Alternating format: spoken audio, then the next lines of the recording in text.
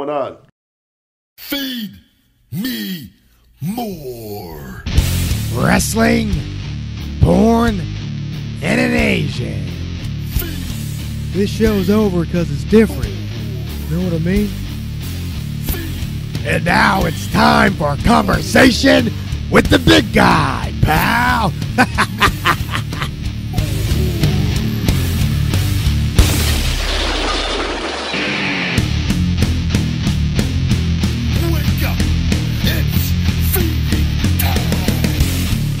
Welcome to Conversation with the Big Guy. I am the big guy, Ryback, and I'm sitting here with the third wheel, Asian Joe. What's going on? I'm Asian driving now. Asian driving I finally Joe. got my car back after the whole ordeal of trying to get my AC fixed and radiator. AC is fixed? AC is fixed. Okay, good.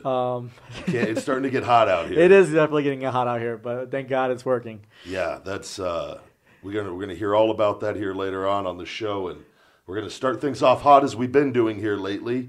He's eventually going to be taking this show over, and with conversation with Ace, Mike Malero. But Ace, how you doing this week? What's going on? It's still real to me, damn it! How you guys doing tonight? Doing good. Tired as shit, Ace. I'm not going to lie. I've just been put through the ringer. People are testing me just daily. Amazon is just they're really they're just slowly just bringing the big guy to his knees. But I'm still fighting. I'm alive. I'm here. Great weekend in Wisconsin. We're going to talk all about that later on in the show. But we know our listeners love the wrestling news, and Ace never has a shortage of wrestling news. He brings it, just brings it, and I love it because it's makes the show much better. So Yeah. Ace, He sounds a lot better too, apparently. Who's that? No, Ace. Compared to our voices. He's taking over the show. He's confident as fuck now over there on the other end. It's just he's getting cocky, getting arrogant. He's fucking telling me he's like, I need to do the show by this time, big guy. And he goes, I need at least 45 minutes this week.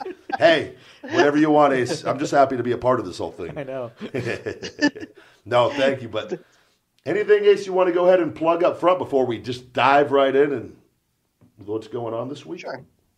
Sure. You can find Mike Ace Malero on criticalblast.com. You can catch me on Facebook and Twitch. It's Facebook and Twitter at SketchNM. And starting 2 weeks ago, I've been doing a semi-regular comic book segment on the podcast To Drink with Gino. So you guys want to check that out. Good deal. Eventually, you'll click on feedmemore.com and it's just going to be a big picture of Ace. Yeah. Just oh, God, that's terrifying for everybody. No. Well, the good deal. So, busy weekend in the wrestling world. What do we got going on? I'm just going to start by talking about Bruno Sammartino. Yes. Sadly, last week, WWE legend Hall of Famer Bruno Sammartino passed away at the age of 82. Jericho actually had a good podcast where he interviewed Bruno, and he played it last week. And it was, Bruno was telling the story of when he grew up. He was in Italy during World War II. His father had came over here when he was really young. So when the Germans had invaded his town, him and his parents, him and his mother and siblings were actually hiding in the mountains. They didn't make it to America until Bruno was 15 because he was always sick as a child, and the U.S. kept denying his visa because of the result. Once he got here, he got into weights and wrestling. He became known as the strongest man in the world. He set some world records in 1959, and then he caught the eye of Vincent J. McMahon and became a sports entertainer. Pretty much overnight, Bruno became had a huge following, especially among the Italians and people who felt they didn't have anybody to represent them. So he won his first world championship in 1917. He held the title for 8 years in his first run, which is by far the longest reign of all time. Unbelievable. He lost the title when he lost the title in 1971. Grown men in the crowd were actually crying. Then in 1973, he won, becoming the first ever two-time WWE championship, and he held the title for another 3.5 years. Bruno headlined and sold out Madison Square Garden 187 times. The star power and influence by Sammartino was exemplified by the fact he was inducted into the WWE Hall of Fame by none other than Arnold Schwarzenegger, and that was the 188th and final time Sammartino headlined and sold out MSG. Man, just a man's man. He lived a great life, and I don't think you'll ever see anything like that duplicated ever again as far as championship reigns, and it's truly unfortunate, and I put a post up that when I heard the news, because I actually had a cool. I had only met Bruno a couple times, and he was always just very polite and respectful, and always had kind things to say, and which always blew me away. And I remember somebody shared a story with me from WrestleMania, well, my last WrestleMania with Kalisto, where Bruno was in a skybox up there watching with a group of people, and after the finish of the match, had actually slammed his hands down on the table and was just outraged, supposedly, as the story was told to me, because he couldn't understand why they had gone that direction, which ultimately he didn't know everything going on, and whatnot. But it just, when I heard that, I was like, wow. Not that, and I never had a problem doing any of that, but just, someone, that always, to me, that to have the respect of someone like that, was just, I didn't know him outside of just meeting him a couple times, but he was always, whenever, I'd come across him backstage at 2 or 3 of the shows that he was at, it was, he always had such kind things to say, and just seemed like he's just a man's man, just a wrestler's wrestler, and he will be missed. And but he lived a great life. So I believe was he 84, Mike? 82. 82. So, I mean, that's a lot longer than a lot of other wrestlers. That's for damn sure. Oh, yeah. So, definitely. And for the life he lived, I mean, he was a hardworking man. He spent himself for many, many, many years. So that's a great life. It's unfortunate, still, but. Okay, can I switch veins? We're going to talk a little bit about The Rock. Dwayne The Rock Johnson had a special surprise on Friday for a Minnesota high school senior who asked their actor to the prom. In a video posted on Twitter, Katie Kelsenberg asked Johnson the important question, will you rock it with me at the prom? Days later, the teen got her answer. The Rock's voice came over the loudspeaker in a pre-recorded announcement. I'm going to start this Friday morning announcement off with a little bit of fun and a little bit of excitement. You're probably thinking, what's The Rock doing on our entertainment system? Well, I'm sending a message to a very special young lady. Her name's Mrs. Katie Kellensberg. Rock, unfortunately, was unable to attend the prom because he's filming Jungle Cruise in Hawaii, but he actually bought out an entire movie theater, and so Katie and 232 friends and family could go watch the Rampage. And he wrote, all the free popcorn, candy, and soda high school kids can consume. Your money's no good here, Katie. Everything's on Uncle DJ. Yeah, I just like The Rock. I mean, he just seems like a guy who never forgot where he came from. There's not a lot of big names in Hollywood who would do something like this, and I always had nothing but respect for The Rock, Didn't he just had a baby?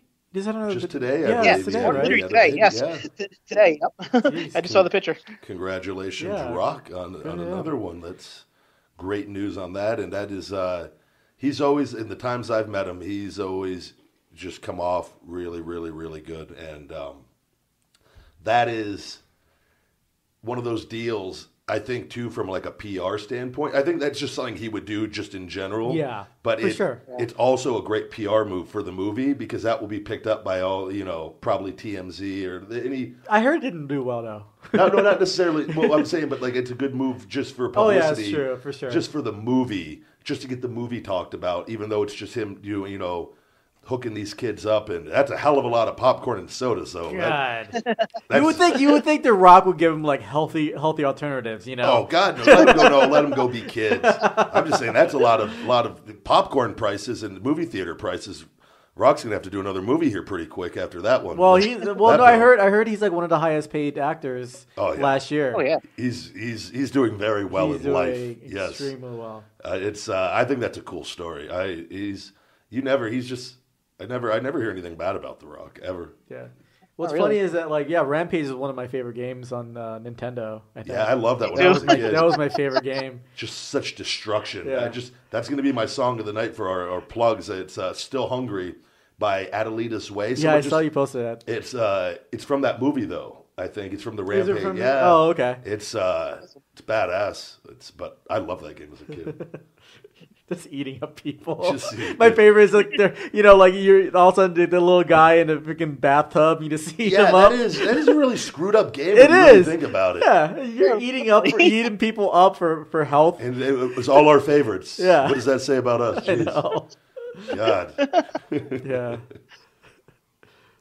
going to jump on to Braun Strowman. Braun Strowman did an interview last week with Sam Roberts' wrestling podcast, and it was just really interesting. A lot of things he was talking about. Someone had asked him about the creative staff, and he said, I intend to go down as one of the all-time greats. A lot of his WF creative really hitting the nail on the head that we do, and the other half is just my work ethic. I want to be the best. I don't believe in going out and competing for second best. If I can't be the best at something, then I don't want to do it. That's always stuck with me. I had that mentality when I competed at the World's Strongest Man. I brought that mentality here. If I'm gonna be in the WWF Hall of Fame, I'm going to main event WrestleMania, and that's just the fact of it. Then they were asking about, how do you feel about partnering with a 10-year-old at WrestleMania? And a lot of people viewed this as a disappointment, but Strowman was actually seen really enthusiastic. The thing is, everyone's like, you should be main eventing, but I'm like, I'm just getting started. I'm just wetting my beak right now. We have a lot more to do, and why rush everything right now? The machine's behind me. The universe is behind me. Let's enjoy this. Let's have fun. Let's go out there and do it together. I just, you have to admire how humble Braun comes off. I'm not sure if humble can work in wrestling, but he has a great look, a ton of personality. He just seems like a great all-around performer. I really think there's no ceiling for Braun if they just let him go, Yeah, he's on a good track right now, and he's been booked extremely well for a good matter of time now. So, and he's in that interview seems very confident, and I think it's he has held up his end very well on things from everything that has been asked of him and being put in different matchups and whatnot. So I think it's just, again, it's health and how he holds up and with that schedule. And I understand he was in a really good spot at WrestleMania. So that's like that from that standpoint, it's like the momentum continues to build.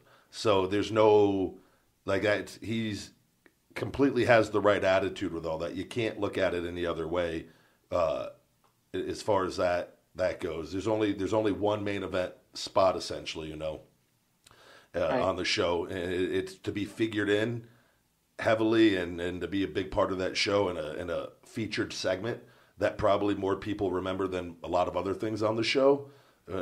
Especially kids. That helps him too, and doing that with Nicholas actually helps get Braun over with the kids even more, which is important. Sure. I'm sure adults like him because he's very believable. So it's a good interview. He was a very nice guy. I always got along with him really well. So I think he's grown tremendously as a performer. Yeah, tonight on Raw, Booker T returned to commentary. It was interesting to me because I grew up watching Gorilla Monsoon and Jesse Ventura, and I always think that former wrestlers make the best commentators. A lot of people think Booker gets a little weird at times, like shucky shucky quack quack. but I love that when he starts talking about why certain moves perform the way they do, or once he told a story about the difference between wrestling hurt and being injured, yep, and it just really was engaging to me. I just thought he made wrestling feel real, for lack of a better word. Another person who I thought did really well was William Regal. He did some commentary for NXT, and it was just very interesting because Regal has a very deep perspective on why things are done the way they're done. And I think it's just really cool for fans to get that insight from a guy who knows what the hell he's talking about, Absolutely. I always like wrestlers doing commentary, or not necessarily all of them. Obviously, some guys are better than others. I think Booker's great, and I think I think Booker's really good at bringing his personality, where some guys, it could be a tough transition to give information and keep your personality. I think Booker is able to do that really, really well, and like you said, and share insight on things that sometimes just regular commentators might overlook. Not that they necessarily don't know that, but they might overlook because they're just coming from a different perspective, whereas he sees it from a wrestler standpoint. And, Regal has vast wrestling knowledge, and just in his insight it goes extremely deep. And I always but I'm with you on that. I think it's with his fan base, he's a good dude, man. I've always gotten along really, really well with Booker. He's a good guy, man. So I'm happy to see him back. I don't know, what was the reasoning for him coming back for the 1 week? Do you know? I know he does other shows, other places. I mean, he's running his own promotion and things like that. So I think Booker just kind of does his own thing. I don't think it's ever really they pull him for anything like that. I think it's just based on his schedule is what it seems like to me. Yeah. No, that's I have it. I'll probably catch a little bit of it later on here. It comes on at 8 on the West Coast here, so it's I'm happy to see him back. That's good for Booker. He's it always helps to show your face from time to time. It's sort of a weird story. A tattoo artist is suing WWE over a video game likeness of Randy Orton. Oh, God. TMZ is reporting that Catherine Alexander, who's a tattoo artist for WWE SmackDown Live superstar Randy Orton, is suing WWE and 2K Games, claiming they used her designs without her permission and she owns the copyright to the designs. The report notes that Alexander claims she raised the issue with WWE back in 2009. They offered her $450 for the rights, but she declined them. To me, it's just an interesting story. I wonder if it could have other bigger legal ramifications. I mean, if an actor has a tattoo, that tattoo appears in a movie or TV series, would they be owed royalties? I mean, there's tons of porn stars with tattoos, so I was really curious about Asian Joe or Phoenix's take on this. I know there's some girls won't get booked because they have copyrighted, like the Mickey Mouse ears, or like they have they always have a hard time booking. Also, if you have even a tattoo of, let's say, a baby, they have a picture of their son or something like that, they won't get booked. It's always an issue as far as if there's any copywriting as far as tattoo goes. But anything like this regular art, never really was a problem or is a problem. But anything that has to do with, like, let's say Coca-Cola is tattooed on and stuff like that, we always try to cover up with makeup or try not to shoot that area and stuff like that. But it's really tough. Girls with tattoos, it's there's always a stigma that, like, for a long time, that girls with tattoos are not attractive, but that trend has changed lately.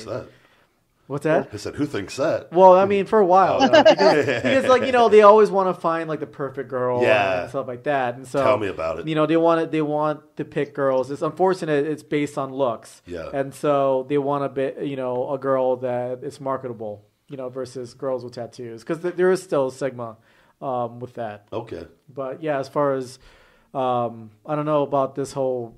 Well, I was going to tell you, though, Joe, if there's any female performers that want to get Feed Me More tattooed on their lower extremities, legally I will have no issue with that. As the owner of that catchphrase. No, I would think if they offered her that money just to use it, which seems like I don't know what the going rate for something like that was. Maybe she's just simply looking for more money, and maybe they said no at the time, and legally she has something. What will most likely happen, what happens 99.9% of the times with lawsuits with WWE, is they typically will either be dropped or they'll settle. And if they settle, I'd imagine if they give her a few grand. You know what I mean? Something where they compensate her at a more fair price, which is still nothing to them, to get it to just go away, or they're legally there's nothing she will be able to do, and then she's not going to want to go to court against them. Well, the thing is, though, it's actually pending because 2K Sports, who does the NBA sport, because they added tattoos on LeBron James. Okay, and so. I think I'm reading since I'm the tech guy. You're still the tech guy. I'm doing research. I read that a judge actually, there was a lawsuit doing the photorealistic tattoos that's being used in game likeness, and so a judge actually allowed it to proceed. So if this verdict for the NBA for LeBron James goes through, she might actually have a case. Might have a case. Thing with that is, though, like I said, and you got to be if you take the WWE to court, you got to be prepared to probably spend a little bit of money. Oh yeah, same thing for the NBA too. Yeah. So, but it's again most times in situations like this for things, if it's for them, it's just easier to settle, and then they don't lose anything. She gets what makes her happy.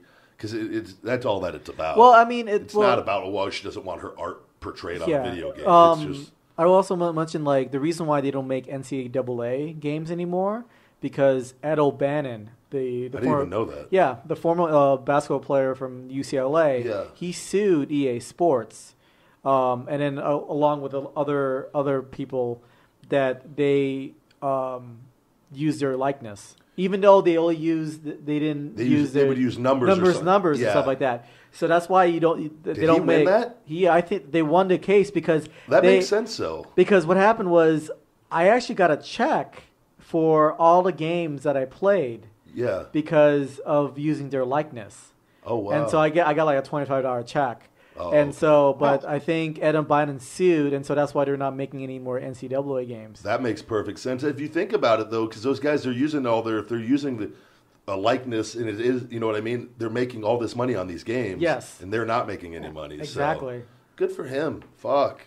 I remember those games when I was a kid and stuff. They would have, the teams were the main, when I was a kid, the teams were the feature. Yeah. The players were kind of, but there would be like, if there was a team with a really good guy that played on a big name, that they would have that player on. The reason why they I think NCAA football or NCAA lost the case because when Tim Tebow played in Florida, because you're not allowed to use your names, right? Yep. But in one of the playbook, it called the Tebow Special. No shit. And so that's how they got that person ain't working for EA Sports anymore. Exactly. So so that was one of the arguments. Yeah, so it should be. I'm sure it'll settle though, one way or the other. She'll get a number that makes her happy. And but the thing is, does Orton say about this though? Did he say like? I'm sure. Well, it's not his deal. Well, it's not his deal, but they take photos of him. Usually, I would think they would just alter the tattoos anyways. And you would think so. They sometimes try to go for like just have it as realistic as possible, and. I don't know. I mean, it is his tattoo artist, so like that's a weird thing. Yeah. It's like it's your body, but tattoo artists I feel like are very possessive over their tattoos. That's true. Though. That is true. Because to them it's art. To a lot of them, you know what I mean. Yeah. So I can understand, I guess from that perspective. So. Yeah, I remember a couple years ago when they were doing video games with CM Punk, they would always edit out the Pepsi logo or the Cobra Commander logo because he had a lot of trademark images as his tattoos, so they would just edit them in the games where they would either like be a red circle or just a blank spot there or something like that. So interesting. All right, last WWE story for the night. We got they're releasing a DVD, the WWE Then Now Forever, the evolution of the women's divas, the WWE's women's division. Okay. WWE releasing a 3-disc DVD set entitled Then Now Forever, the evolution of WWE's women's division on June 25th. A lot of people have been talking about the cover of these DVD. Because, they have a scattering of like 25 different women. Okay. But a couple people are missing, like China, AJ Lee are being mentioned. And a couple people are saying that Ronda Rousey shouldn't be there, which I think is complete nonsense. I mean, I think a big reason you've gotten this women to push lately is because of women's Rousey's success in UFC. So, I mean, her WWE credentials might not be all that high. I think, she's had a huge impact. And if you're doing a documentary about evolution of women's wrestling, you have to acknowledge Ronda Rousey, I think, you're always going to have those debates about who was left off. I mean, like I said, China and AJ Lee keep popping up, but I mean, as much as I like China, she was never really a women's wrestler. She was a woman who happened to wrestle, but she could wrestle with the dudes just as easy as anyone else. So yeah, that's people are always going to bitch about something. Then there's just too many people on this planet, and not a lot of people are happy. So rather than just celebrate, they're doing a DVD and featuring the women. They were like, well, wait, what can I complain about? So then they then start searching for things to complain about. So you can obviously can't put everybody on a cover of a DVD. There is only so much room, and I think WWE has a lot of money invested in Ronda Rousey, so they are going to feature her because they are going to get their money out of her one way or another with everything. And that's you could always say, well, there should be this person, that person, and they're going to feature their current women's roster because their current women's roster are bringing them in money right now. So it's again, and there's issues with with AJ and when she left, and I don't know the specifics of everything, but it's like when I left, I walked out, I wasn't happy over things. They took me off of different things or don't use that's the way that it is, and it's unless you have a good relationship with them and you leave on good terms, which I tried to do, which I've talked about, but it wasn't happening. So, but I think it's great. It's a way for them to make money. Ultimately, is what it is it's just a way to make money for a business. But it's also because the women's wrestlers, I've said before, have always been great. It's not. It's just they're just now highlighting it in a different way now. But ever since I was in the system, all the women's wrestlers were able to wrestle the guys, and like there was never, Mickey James and Beth Phoenix and Serena Deebs. They were like they could literally train with the guys and do all the things the guys were doing. They didn't get special treatment. They did drills with the guys. They did hip tosses, tackles, and wrestling, doing full matches with the guys, and it was. To me, it's just. I think it's just a way for them to make money now, and it's smart from a business. You want to make money as many different avenues as possible, and I think they have found a way to make even more money with their women performers now. So it's it all makes sense. We've got a little Impact story here. It's about Tyrus, or he used to be Brodus Clay. Yes. Tyrus announced he's departing from Impact Wrestling. He wrote the following on Instagram: 2014, 2018. I've been a part of Impact Wrestling. I've worked with a lot of good people, and for the most part, enjoyed my time. Having said that, as I've grown, change is good, and there's definitely been a lot of times, a lot of change, and today, after much contemplation, it's time for me to move on from Impact. Creatively, we just don't see eye on anything, and I've beaten the real EC3, so I'm good. I wish them well in their future endeavors. Enough said. I'm just curious, is he going to end up in back in the WWE? I mean, I've seen him as Tyrus. He's done his acting gigs. He just has this great monster imposing presence. It was always weird to me because when they kind of were teasing him debuting WWE, they kind of teased he was going to be a monster, and then he came in as the Funkasaurus. Not knock on Brodus. He did everything he could to make that work, Absolutely. But it was a gimmick with a short shelf life, and it sure as hell it's a match what he could do in the ring, what he's done since.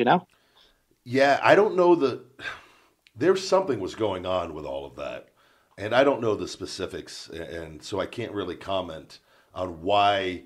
I remember being there, and we all thought he was debuting as a monster, and then everything changed. What seemed like just complete 180 on the whole thing, and that happens. Things change, and why that changed, I don't know. But again. And I think he debuted shortly before me, if I'm not mistaken. Yeah. And then yes, definitely. I debuted. So again, you look at the way things pan out, is like, could it have been they didn't want to debut two monster type characters at the same time? I don't know. Were there other things going on? I don't know. But he is extremely believable in that role. I don't know how Brodus or Tyrus, I should say, I believe is in his 40s. Am I?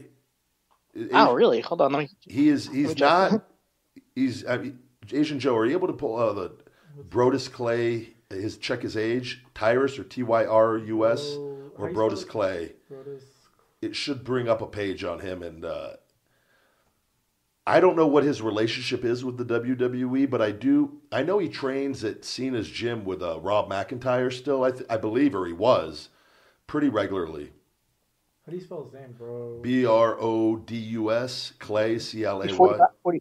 45. That sounds right. Because I remember when we do the international tours, WWE, everybody gets a sheet for like when you're going through the airport or for customs, and it has everybody's real name and birth date. And I remember when I saw that, I didn't know that. I always thought we were all. You just always assume everyone's around your age, unless they're like a lot younger. But yeah, I remember thinking, oh, he's a little bit older than us, than some of at the time. But he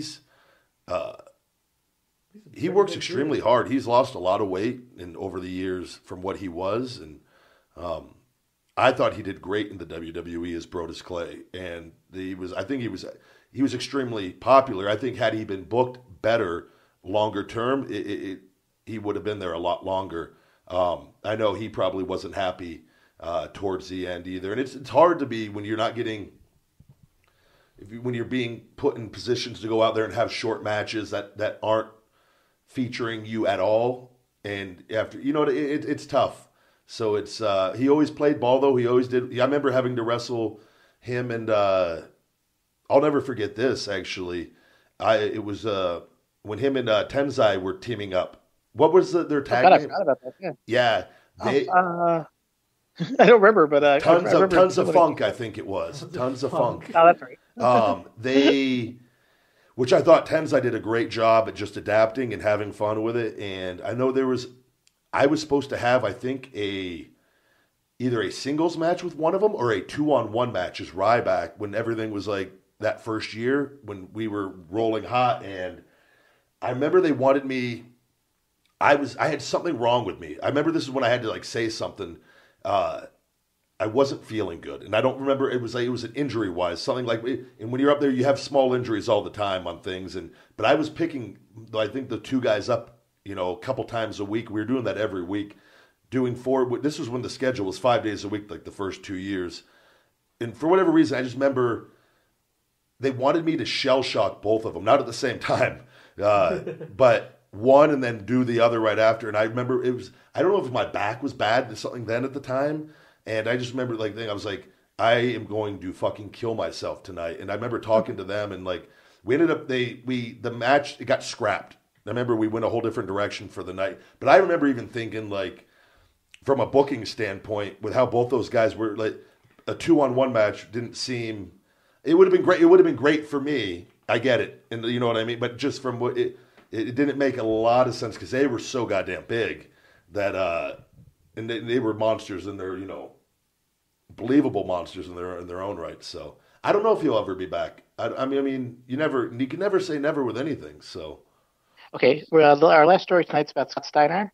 He recently took part in the Impact Wrestling media call, and he was talking about basically how scripted promos ruined wrestling. He was saying it's some of the worst stuff you could do is curb someone's way to express their feelings, express their character and who they are. For the 82 script interviews, to me, that's a travesty. You're left with cookie-cutter characters. By the way, a little note on Scott Steiner. Last night, he won the tag titles with Eli Drake. He even hit a top rope Frankensteiner. I mean, he's still pretty damn good for his age, and he's been beat up over the years. But when he did that move last time, like holy shit. Yeah, but I just did a show with him, which I was going to talk about. He was on the independent show, the ACW show in Wisconsin. He went out there and had a 20-minute match with somebody. Damn. Yeah, he went out there like he was going, and I was my first time ever actually meeting him too. Sorry, I'll let you continue. It's just throwing that out there though. I actually met Steiner a couple years ago, and he was. A lot of people used to say his ring persona is very different from the way he treats the fans. I mean, he could not have been cooler. I mean, he was very polite and cool, and just really nice guy. But what he was talking about though, you hear these complaints a lot from the older wrestlers. The rumor we always hear as fans is that things are really tightly scripted these days. So I kind of wanted to talk to you about that. Was that true when you were in WWE? Was it tightly scripted or? Yes, it's and that's the way that it is now. I often, I shouldn't say oftentimes, there were several occasions where I would throw my own little thing in there, and Vince and they don't like that, and and then I wouldn't have a promo again for a few weeks, and I agree that it's from a wrestling standpoint, you want writers to be able to help you come up with ideas because it definitely makes the job easier. But and again, I don't know if that's forming a relationship with a writer. I had different writers all the time. I never just had one guy my whole time. You hear like Jericho talking about like he had Jimmy Jacobs for a year and things like that. And I know Kevin Owens had Jimmy Jacobs all the time and things like that. Like I had different writers that actually were gone. Like they'd be fired after a while, probably from me. No, but so it didn't make it easy to like. I always got along well with all of them, but you oftentimes just get handed a sheet of what you're saying. And they prefer you to stay. And I know the first couple of years up there, they used to want you to recite it back to them word for word or as closely as possible. Mm-hmm. And I had that first couple of years, some pretty lengthy promos. And I would have to just go find a quiet spot and memorize them. And it was... So these are just promos, but what about like when you're like actually interacting with... that? Yeah, so that's all scripted too? Yes. And it's, again, I don't know what their reasoning for that is.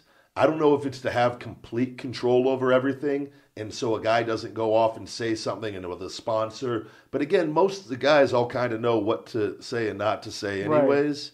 Right. It's really, I understand what Scott's saying completely, and I agree. I think I understand why older wrestlers, because it was different for them.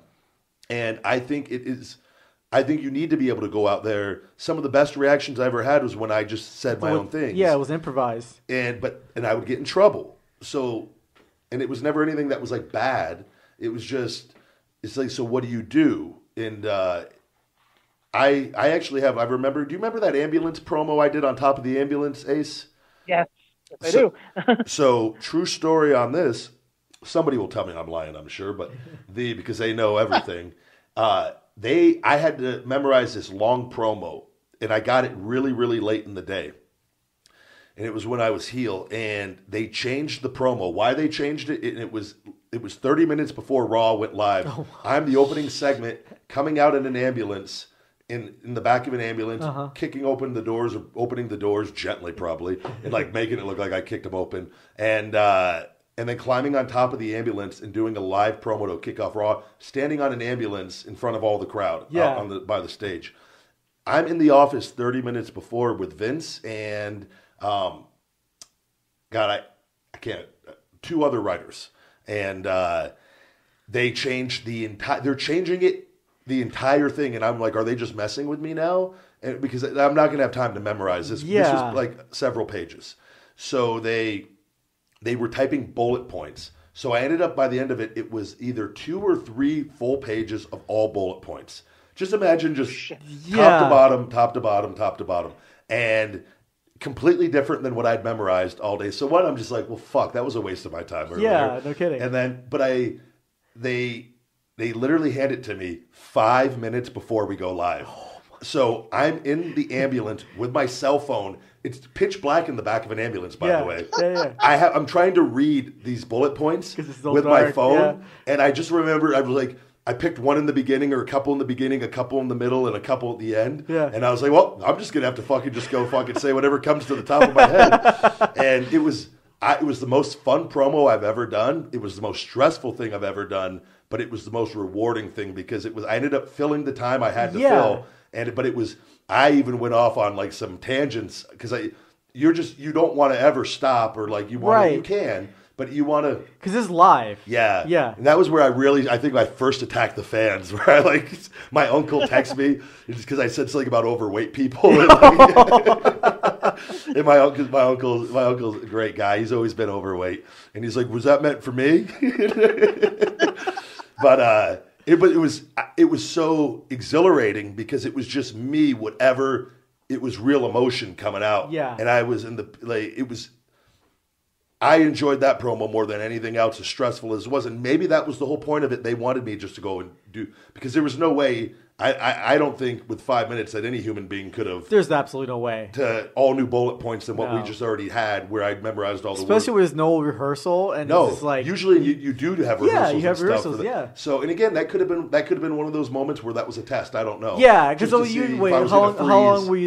how long you were in WWE when they gave you that? Was my first year. As Ryback. I'd been with them for a long time, but as Ryback. And I just turned heel, and I was doing more and more promos. So it was a great. It sounded like a test. There's absolutely no way. And a lot of that's to see how you handle things. Or to mess with you. It could be, because if it's bad, they don't give a shit. They'll laugh. Vince laughs at the bad stuff. He's seen so much. He doesn't give a shit. So after you did the promo, did the writers and Vince came up to you? Vince loved it. Okay. Everything was like he loved it, and it was so I don't know, and because I'd hit a lot of the bullet points that I saw on the sheet as they came to me, but it was definitely not in the order that they gave me. Did he say why they're changing it? Or I don't know. I don't know. We're changing it. Things change all the time, though. Right. But again, most of the promos, for people to understand, it's not the wrestler's fault. It's not. And I've heard a lot of old timers, and they're not happy about it. And most of them, I think, no, it's not the performer's fault. It's from personal experience, from going off script at times, I've gotten in trouble, and then you don't get promos for a while. So it's like you're reprimanded. Right. So what do? You know what I mean? So yeah, I don't know. I understand where he's coming from. I agree with him.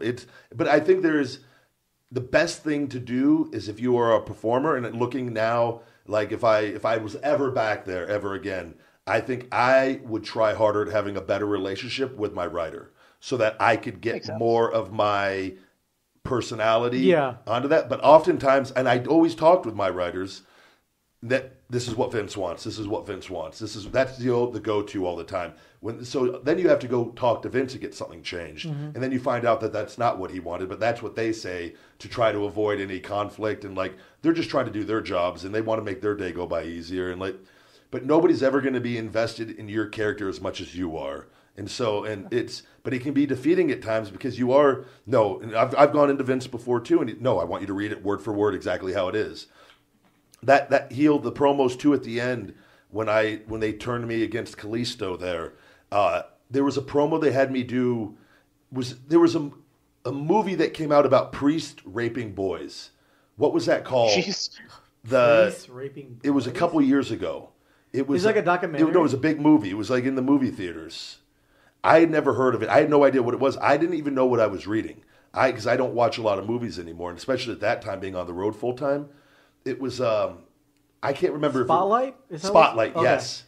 And if Michael Keaton and Mark Ruffalo. Yeah. So it was me referencing this movie Spotlight, which I had I swear to God, when you're there, and I was already so unhappy, I'm just fucking reading this. And I did it word for word, exactly what they wanted. And I remember like people were like just outraged that it was, the promo was so bad. And it wasn't anything I delivered it, but it was the words that I said, and it just made no sense for that whole thing. And that was what I was told. They go, Vince wants you to read that word for word. And I did. And that's what it was. I remember Jericho came up and just was like, he was like, wasn't happy, not with me, but like that somebody actually gave me that to read. And I go, that's what Vince wanted. And he goes, oh, it's, what do you do? It's just the way that it is. I don't know, man. I don't know what we've talked about their corporate structure and the different things. And I understand wanting to control things to a certain degree, but I think you got to let wrestlers show their real personality. The fix on all of it is maybe just trying to have the best relationship possible with the writer so that you can possibly get your ideas onto paper and approved and out there. And even though you're memorizing, it's better to memorize your own words than somebody else's. Exactly. So that, to me, is maybe the happy medium between the two in this day and age in professional wrestling. But that's why I like doing the independent shows. And you could literally go out and say everything you want to say. You could put whatever message out. And usually after my matches, I like to just say a little something to the fans and send a message to the kids about just being good people and treating people the right way. And because I really feel that's important. And they see me out there kicking ass and being physical. I think it's good to show, look, guys, let's be good people, be good kids, listen to your parents. I like sending that message out on that where I have control over it. And then dance to Madonna. Yes. But that was awesome. Better put that in there. That was a lot of fun. But yeah, it's just the way it is now. But Steiner's he's not wrong on that at all. I've heard Austin talk about it and a lot of other guys, and it's wrestling has evolved and changed. And again, from a public company standpoint, I understand them wanting to have control over things. So it's just a matter of you got to try to know what the system is, and again, if you're in shit, and like me when I was on my way out, there was nothing I was going to be able to do outside of going and just doing a promo. But it wouldn't have got approved and it wouldn't have aired anyways if I went and said, because it was a pre-taped promo. Right. So it's just like you do what you're told, and that's. What about? Did they have any say of like on your trademarks and stuff like that? No, usually they own all that stuff. They own. It doesn't matter if you, but I had trademarked that stuff when I was there smart. because I created it. Yeah. They weren't thrilled about that. Right. But it's not. I don't think Brock owns all his stuff. That's cool. You should. If you come up with it, you should. And it's not a matter of trying to get over on anyone. It's called being a smart businessman. Yeah. And it's investing in your brand. And it's you just gotta. I wish more guys were like that, but I understand the other flip coin of it. When you don't have money or power or anything, you kind of just go with the flow. And yeah. I've been on both sides of the coin, so I completely get it. But if you have any say whatsoever, you would want to own your stuff just for things moving forward, outside. So when your career is over, whether it's 5 years, 10 years, 2 years, that you could still use your brand and make money. Unless they came up with it, then that's an entirely different. They should own it then. Right. I'm completely respectful of that. Like if Undertaker, if Vince gave me the Undertaker character And you know what I mean? Then that's that. I understand that you own that. That you created that. That was your idea. I get it. So, but good deal. So that does it for the wrestling news, then, Ace. I had one last thing I wanted to talk to you about. Okay. Last week on Instagram, you were showing your snow globe collection. I just want to say I thought that was really freaking cool because when we travel, we usually do shot glasses. So I just thought it was cool when you're showing every city you go to, you get a snow globe. I just thought that was really cool. Thank you. I actually have to write them all down in my notes on my phone because I can't remember all the cities. Because I've missed out on like I'll be in a city and I'm like, do I have a snow globe for this? And I bought in the same one a couple times. So I quit. Anytime I question it, if I don't know for sure, You just buy I don't buy it. Oh, you don't buy it? I quit because I did it and I bought a couple of the same ones. I'm like, fuck, I can't have two Philadelphhias sitting on Is it from? Do you get it from the airport or you go for? airport. Oh, okay. And I have to be there and buy it because so it's. But Ace, I understand the shot glasses because that's the one thing most traveling. Yeah, most people do. Stores and all airports either have shot glasses, snow globes, or like magnets or something. And I just went with the snow globes because I liked snow globes as a kid. And but I have to. I'll never forget going through the UK. We went to, I think we were in Barcelona. Okay. And I got a really cool Barcelona one, and it's the only time I've ever been there. And going through the Heathrow Airport with WWE, it was a little bigger than the normal snow globe. Oh, no. They said it was too much liquid. And I go, come on. Shit. I go, it's a snow globe. They literally took it in front of me and threw it in the trash can right in front of me. I thought I might have Oh, wow. If you ever see me when I get angry, I could be completely cool and calm and collected. But when somebody does something personal to me, and the guy looked me in the eyes and threw it away, I wanted to fucking kill him. But I'm in the airport in another country. Yeah. And I just remember I went off on him, and it got a little close where they were like, okay, no more. Yeah. And it was I didn't give a shit. What about like threw out my goddamn snow globe, asshole? do they have snow globes for places that's like really hot? There's never snow. I couldn't find one when we went to Abu Dhabi. I I thought they'd have a sand globe. Yeah. They didn't. So I need to. I was like, that was one where I was going to cheat. Where I even looked online and tried to find like an Abu Dhabi, and I couldn't find one. Oh no! Yeah. Anyone in Abu Dhabi wants to send me a snow globe to the PO box, I would be more than happy because I've been there multiple times. Right. And yeah, you would think they will. I don't think they would have like. Oh, wait, do they have a Vegas snow globe? yeah, I got a Vegas Okay, one. okay. In the States, they're everywhere. Yeah, but I was always curious about like really hot places. Yeah. Like, the Sahara, the desert. Or something I like got that. you. Yeah. It's so thank you. Yeah, and I try to have something. I can't. My top shelf is all filled up with snow globes, so I was putting them on the bottom because there's a whole bottom rack down there. But little guy took one of the plastic ones and chewed it up. Chewed it up, yeah. He got my New Orleans one from the other week and chewed it up. So I got to now, like, kind of. Have another. I got to go get another. New Or Orleans trip. maybe I'll start putting them at the townhouse when why are there all these snow globes? But.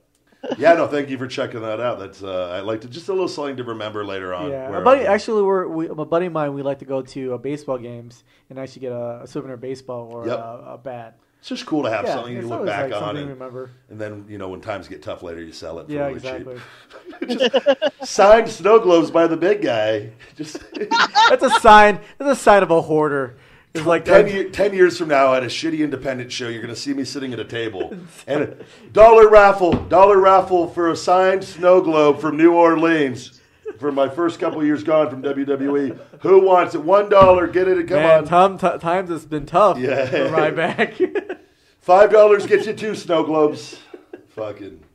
Yeah. All right, Weiss, we'll let you go this week. We're going to take a little break here, and we'll check in with you next week. And thank you as always. Thanks, Mike. Good night, guys. We'll be right back after these messages. I am the ultimate Ryback, and I'm here to tell you about Feed Me More Nutrition.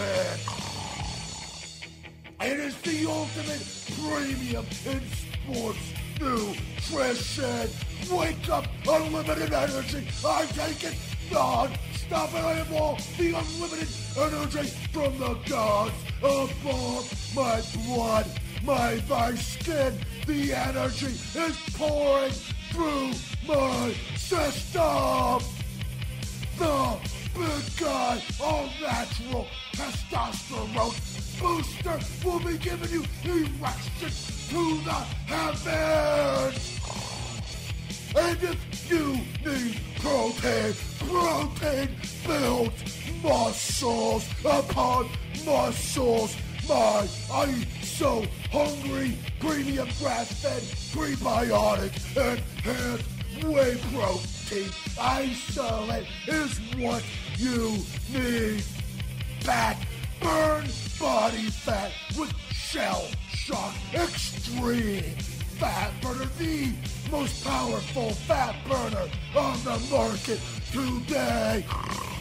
Feed me more nutrition. Save 10% with Podcast 10. Available on feedmemore.com and Amazon. All right, we're back. Hopefully our sound issues we were having last couple weeks, I don't know if it's because the soundboard was left on. Yeah, or I think it's because we left it on and maybe it just needs to be reset, shut so, off. Yeah, honestly, could have been that. Who knows? Yeah, I mean, hopefully it sounds good. Sounds good on that when we played it back earlier. So Yeah, we'll see. It's because Ace sounds really good. We got the good equipment now. So yeah, but then again, Ace could be taking over the show and he's just gonna be taking over the show eventually. No. Welcome to the conversation with Ace. We're no Phoenix this week. I don't know if she's doing the show. I didn't talk to her this week because trying to coordinate with her doesn't seem to be tough. working. And I was like, well, she's always like every time we tell her the time, and it's like, oh, I got something going on. I got something. So it hasn't been easy. So yeah, but I mean, she's busy. She's transitioning. She's always welcome to do the show. Definitely. If she just shows up eventually. So yeah, we'll get her. We'll get a bunch of. We'll just film like 20 Dr. Phoenixes with her just to plug in, just so while we get her here. Yeah. We need 20 Dr. Phoenix questions. Phoenix, please. And then, oh, man. So how was your Wisconsin trip? Oh, it was good. I'm exhausted. You still look exhausted. Yeah, dude, I told you when you came in today, I just sat down on the couch and put my feet up and just shut my eyes for a few minutes. And then I remembered I had to message my buddy. I didn't message him back, Voxer him back last night. And I was like, shit. And I was just kind of, when you just shut your eyes and just, you don't fall asleep, but it just feels so good. Yeah, I know. I did that that last week for like 20 minutes, and it was like I felt completely refreshed. Yeah. So it actually helped me just doing it for a few minutes. Because great trip. I got to ACW in Wisconsin, Hornswoggle's promotion with his buddy Jamie, his partner Jamie, I should say, and we had a lot of big names on the show. We had Big Papa Pump, Scott Steiner, Hurricane MVP, Sandman, Joey Ryan was there. I'm trying to think. I'm forgetting somebody. And Jeff Jarrett, Double J, Jeff Jarrett, wow. Hall of Famer Jeff Jarrett was there and signing and sung a song in the ring with My Baby Tonight, his famous song. And then I took on their champion, Sadist, in the main event. And we had a hell of a main event. How long was it? I don't know. It was 20-something minutes. Okay. It was. We were out there for a bit. Wow. It was. He's a big guy, physical guy, and fought on the outside quite a bit. Fought a lot in the ring, and the name Exadus. But he was extremely popular. He was like a good guy matchup. Okay.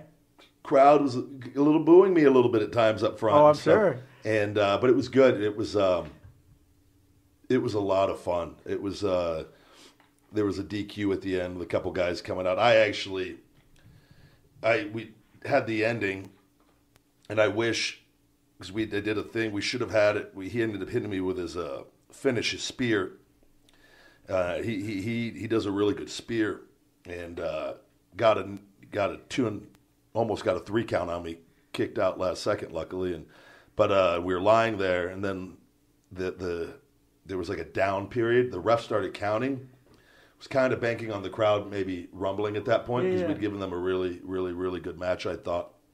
And looking back, should have done it where after he hit the spear, the guys come running out before the count could even happen. Yeah. So in the fans' mind, he had me beat maybe. Sure. But it's always easy to look back after something where it was like, lesson learned on that one.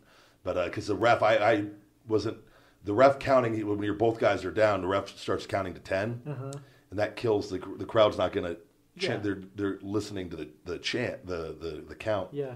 So it was a mistake on my part on that. But I mean, it was a great night, and he did a really nice promo after. about he'd met me when I was in FCW, and I forgot to tell him because we were talked to him after the match, and I was like, damn it, I couldn't understand him on the microphone because in the ring, and I just couldn't understand what he was saying. And so I don't know, but he was like a really nice, like he'd met me before I ever made it. Right. And he came when I was in developmental, and I guess I'd said some words to him that like inspired or gave him a different perspective on wrestling and helped him a lot. And it was like and I could kind of catch the gist of what he was saying, but I didn't know that it was hard to hear in the ring. And, so I'll have to. Was it before or after? After the match, after the match? And then I said my piece, and the fans. We had a really good moment. Okay. And it was a great show. We ended up having, I believe, the number they said was 2,500 fans. Wow. So for an independent show, that is a great number. For that's sure. a great number for any show. Yeah. But for an independent show, it's a really good number, and that's all the talent there and the names they brought out. And it was in Oshkosh, Wisconsin. I had a great time, and the feedback was all positive. Everyone really enjoyed themselves. I enjoyed myself, and I'm sore. I told you, beat up, man. Yeah. That was a physical match. Took quite a few Germans, and we threw each other around pretty good. So, but it's like I don't get sore from weight training, but I get sore like after a wrestling match. It feels like you go through this like. Every little muscle on my body sore, inside of my thighs, my neck. Yeah. Things that, like, I was just sitting in my hot tub last night, and I woke up way better than I was. It's just like your body gets conditioned. When you wrestle 4 or 5 days a week, your body gets used to it. Yeah, it gets used to it. And it just kind of goes numb. Mm-hmm. But, like, when you just do it once a week or you take a week off here and do a couple matches, you feel it. Like, you feel how bad it really is for your body. Yeah. And I done a couple things. I did this, like, brogue kick to the chest, where the guy, he rides the boot down. It looks like you're like, he kind of grabs onto your boot as you kick him in the chest. Okay. And it looks like you're throwing him through the mat with your... Sure. And, but you do like kind of a pump kick thing. And I'd like overextended a little bit on my groin on that. And I stretch really good before those. Yeah, and, but it's still... sometimes it's like, just because it's not doing that stuff every night. And my groin was sore. I was like, damn it. It's nothing bad, but it's just like, I took a couple days off, just did cardio today. I took yesterday off after the travel, but dude, got in. So another great weekend. I'm going to Saskatchewan this week, and which we'll talk about next week. And then I'm going to Australia May 9th through the 20th for 5 matches for a big Australian tour, which is I'll do 2 matches and then get the week off in Australia. Oh, nice. Yeah, I'll have like 5 or 6 days, 5 where, days off. Where in Sydney or where? Sydney, Melbourne. Okay. I think I'm going to Wollongong. I'm saying I always say it wrong until Wollongong. I believe it's Wollongong. Somebody's going to correct me on this. I say it when I got there last time. I'm the customs lady said something. Where are you going? And I said Wollongong because there's an N in the name, but I don't think you pronounce the N. Okay. And she just laughed at me. Yeah. But she didn't correct me, and she just laughed at me. Okay. And I'm just like, hey, throw me a bone here. Yeah, help me so I don't get laughed at again, bitch. No. It's like when you go to like a city and you say the wrong city or say it that's like in the crowd. I'm the dumb foreign guy there, just a stupid American. I know. Well, I'm sorry, I've never been here before. Please help me pronounce it correctly so I don't say it wrong in front of the crowd and get booed. Yeah. Which I made sure I didn't. Anyway, so get this. We were going to talk about all the problems going on with everything and just me keeping my head above water. Yeah. Just drained emotionally. They're beating you down. I am emotionally and physically just spent. And Amazon plays a big part of that. But I stay positive. I keep myself. I do my positive affirmations. But sometimes life just sends you shit sandwiches, and you sometimes have to just finish the sandwich, I guess, before you can get a better sandwich. But it's because if you go till you eat it, they just keep serving it to you. The TSA in Vegas. You fly through the Vegas airport? Yeah, right? I have a TSA pre-check. We were talking about that, and I used the Clear, Yeah. which that's fine. But actually going through TSA, the security, pre-check is a little easier because because you don't have to take off your shoes. You don't have to take your laptop I hate out. that, by the way. Yeah. But I've noticed a huge difference in the McCarran Las Vegas airport. It used to not be bad. It's just getting bad. It is. Yeah. It is horrible, and a lot of it is the TSA. And I don't want to talk bad about TSA, but I travel through all these other airports, and the TSA and a lot of the other airports are so much better. than the Vegas one. There's oftentimes people just standing around not doing anything, and and they have like, let's say 8 or 9 freaking Yep. metal detectors, and only to use one like or 3. two or yeah, something like that. yeah. I've seen just one before. Yeah. The line is so long, and I saw 15 people just standing there like they were. I'm like, what are you guys doing? Like Yeah. people are going to miss their flights. Like, Exactly. so I fly through this airport nearly every damn week, and it's I prefer to just go through the metal detector. It's so easy. You just Yeah. go. Then that thing you got to go in the scanner. Like that thing, it's hit or miss. Half the time it's like you're fine. The other half you got to pat your back down. The other half they got to give you the full frisk. Yeah. Inside of your leg. So I'm going to use the back of my hand. I'm going to be rubbing very close on the inside of your thigh, and you're just like, geez, I wear the same damn clothes to the airport. I wear my athletic pants. Yeah. It's like nothing changes. So it's like, why does this thing get set off? Like, what is this? This technology is supposed to be so good, but like my back muscles set it off half the time, and the other half they don't. Like, Yeah. So, anyways, Yeah, they said like I remember one time they actually said that, look, if you have any like metal things, you have to go through the metal detectors and not through the body scanner. Yeah.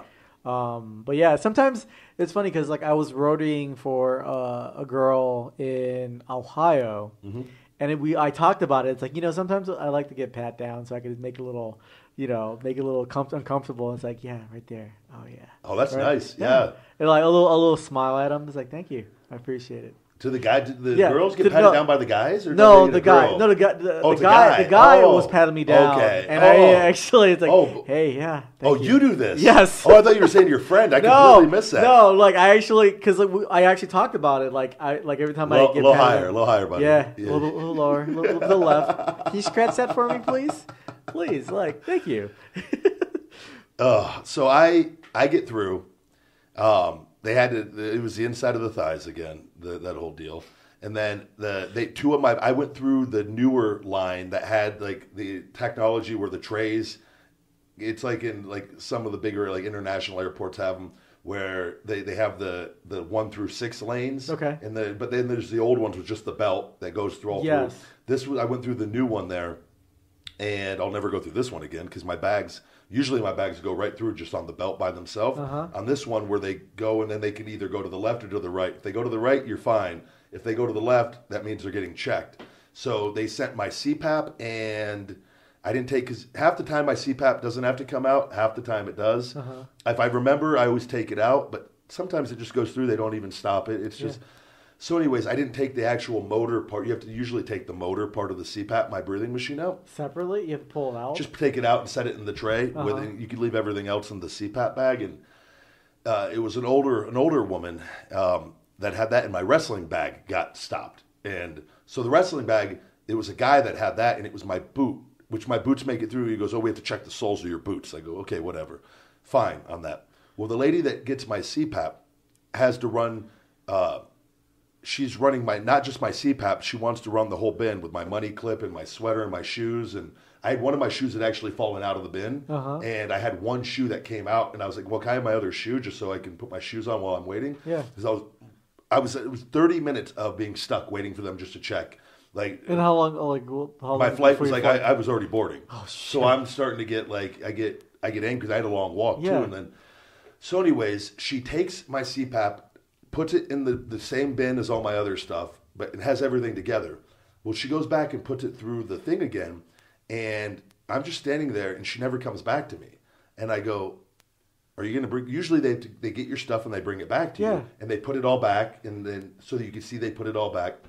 She goes, no, you have to get it. So I have to walk with my one shoe all the way back around. I go get it, and I bring my thing over, and I get my shoe on, and I fucking zip up my CPAP machine and fucking... Not even thinking, she took the motor and put it in another bin and didn't tell me. So I'm in a hurry to catch my flight. I throw everything. I go get my food. I get a coffee, get on the plane. I go to put my CPAP machine in the overhead, and I noticed my bag the CPAP machine is usually light. Yeah. And I go, no. And I realized I fucking zip it open real quick. Fuck. And I asked the airport, the flight attendant, it was a guy, I go, is there any way you can you guys can get a hold of TSA? And I just left my CPAP machine down there. The lady didn't put it back in the bag. Can you please just see if they can run it to the airplane? Because we still had probably about 15 minutes before, 10, 15 minutes. Yeah. And he goes, no, sorry.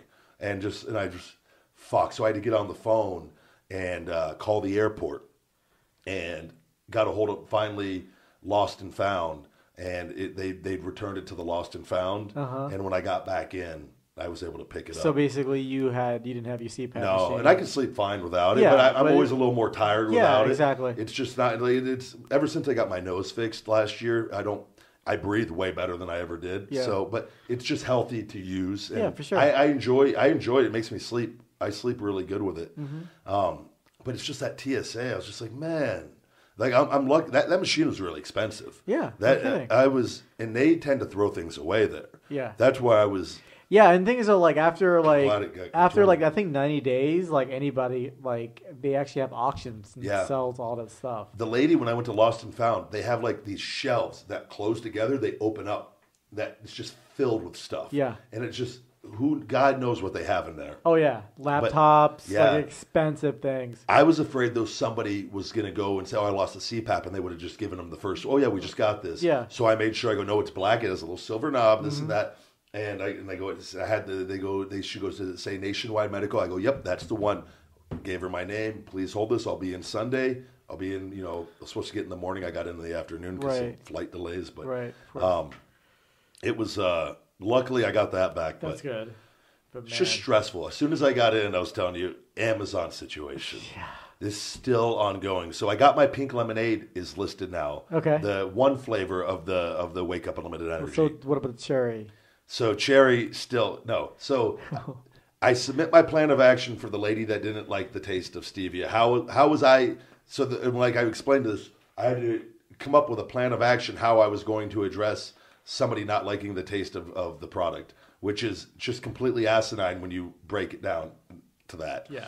So anyways, they finally accepted my plan of action, and rather than approve the same product, there's one product, two flavors. They only registered it to one product or to one flavor, pink lemonade. Pink lemonade. So the cherry limeade is going on 6 weeks now of being Not listed. not listed. Thousands of dollars in sales. They tried. I've phone calls all week telling me that it was going to be relisted. That I hours at a time of just hour and a half one day, 45 minutes the next day, talking, going through the system, name, address, business name, last four digits of your credit card. They have this whole thing, and every representative you talk to, you got to give them all this information. Jesus Christ. So one lady will. You always got to go through that front line to get to the next person. And even if you want a supervisor, you got to tell them why you're calling. They just can't go, well, hold on, just go read the notes and then you'll know. Right. They want you to tell them again, so they make all new notes. Yeah. So there's just all these notes from almost 6 weeks now of this going on. I finally get a hold yesterday of an American woman, my first American I've talked to in 6 weeks with Amazon, Right. who just couldn't believe. She's a senior supervisor, Melissa, and she was just like, oh my God. I go, why is this happening? It just doesn't make, I go, I'm the one that deals with this. And I go, it's costing me all this money. So one, she filed a reimbursement to try to get me reimbursed for whatever the amount was of projected sales for that period. Sure. They rejected it. Amazon, because they're being pieces of shit in the Yeah. whole thing.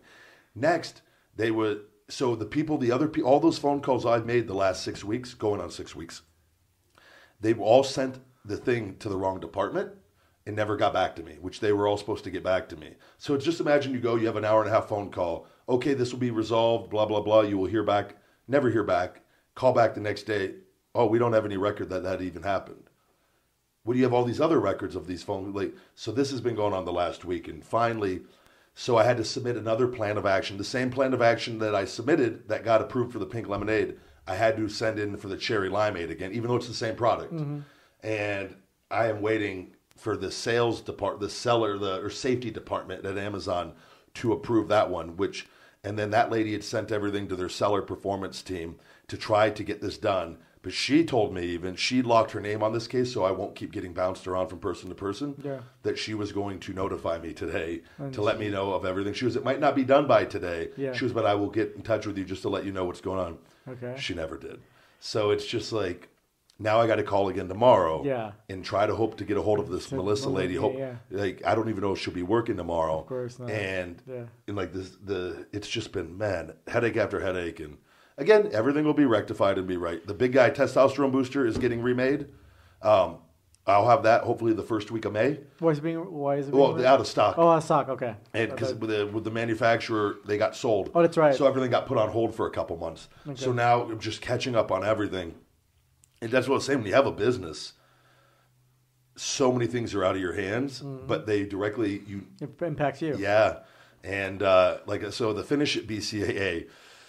So I'm trying to get that on Amazon, and I couldn't. So I go to list. You have to when you go to Amazon, you got to list your products. You got to put in all the specific details, the barcode number. So I get everything in. It's not accepting it. Not accepting it. Not accepting it. So I don't know why it's not accepting it. This was last week. So several phone calls for that issue.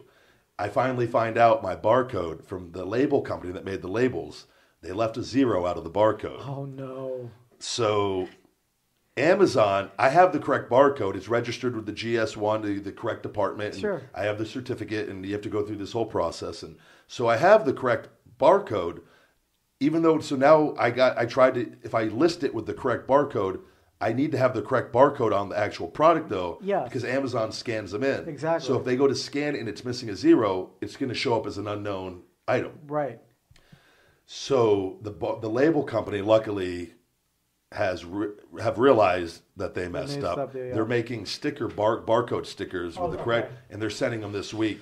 But it's just delays. It's 2 weeks of sales on Amazon. It's just little things, and so that will be up on Amazon. I'm hoping if I get the barcodes before I fly out on Thursday, if I get them by Wednesday, I can get them on the product and get it shipped out. Where hopefully it'll be up next week. If not, I got to wait till I get home, ship it out next week, and it'll be up the following week on Amazon. So it's just been. That's what I was telling you. I'm just wrestling is hard enough, and trying to get healthy, and I got to do all this stuff for my body every day, and and I feel great, and and I love all of this. I wouldn't change anything, but I just wish Amazon would be a little easier. You're just mentally exhausted with all this. Because I don't ever I want to just shut down and just relax, just get just shit faced and not all day, and just not worry about a thing. Yeah. But it's especially when you're wrestling every weekend again. Every day I got to train. I got to make sure I get my stuff done and go tan and look good. You don't want to show up in an appearance and look like shit. And right. I always have high standards for myself, but it's doing all this other stuff and the townhouse.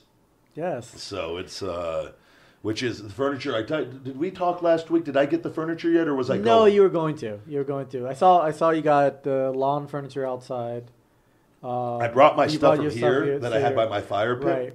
Because I didn't want to get stuff with cushions in case people get them dirty. Yeah. I wanted that stuff that I had is is it wicker but it's soft. Yeah, it's really comfortable. It was really good furniture. Yeah. So I just hosed it off really good, and I'll clean it and just even more before we get people in there.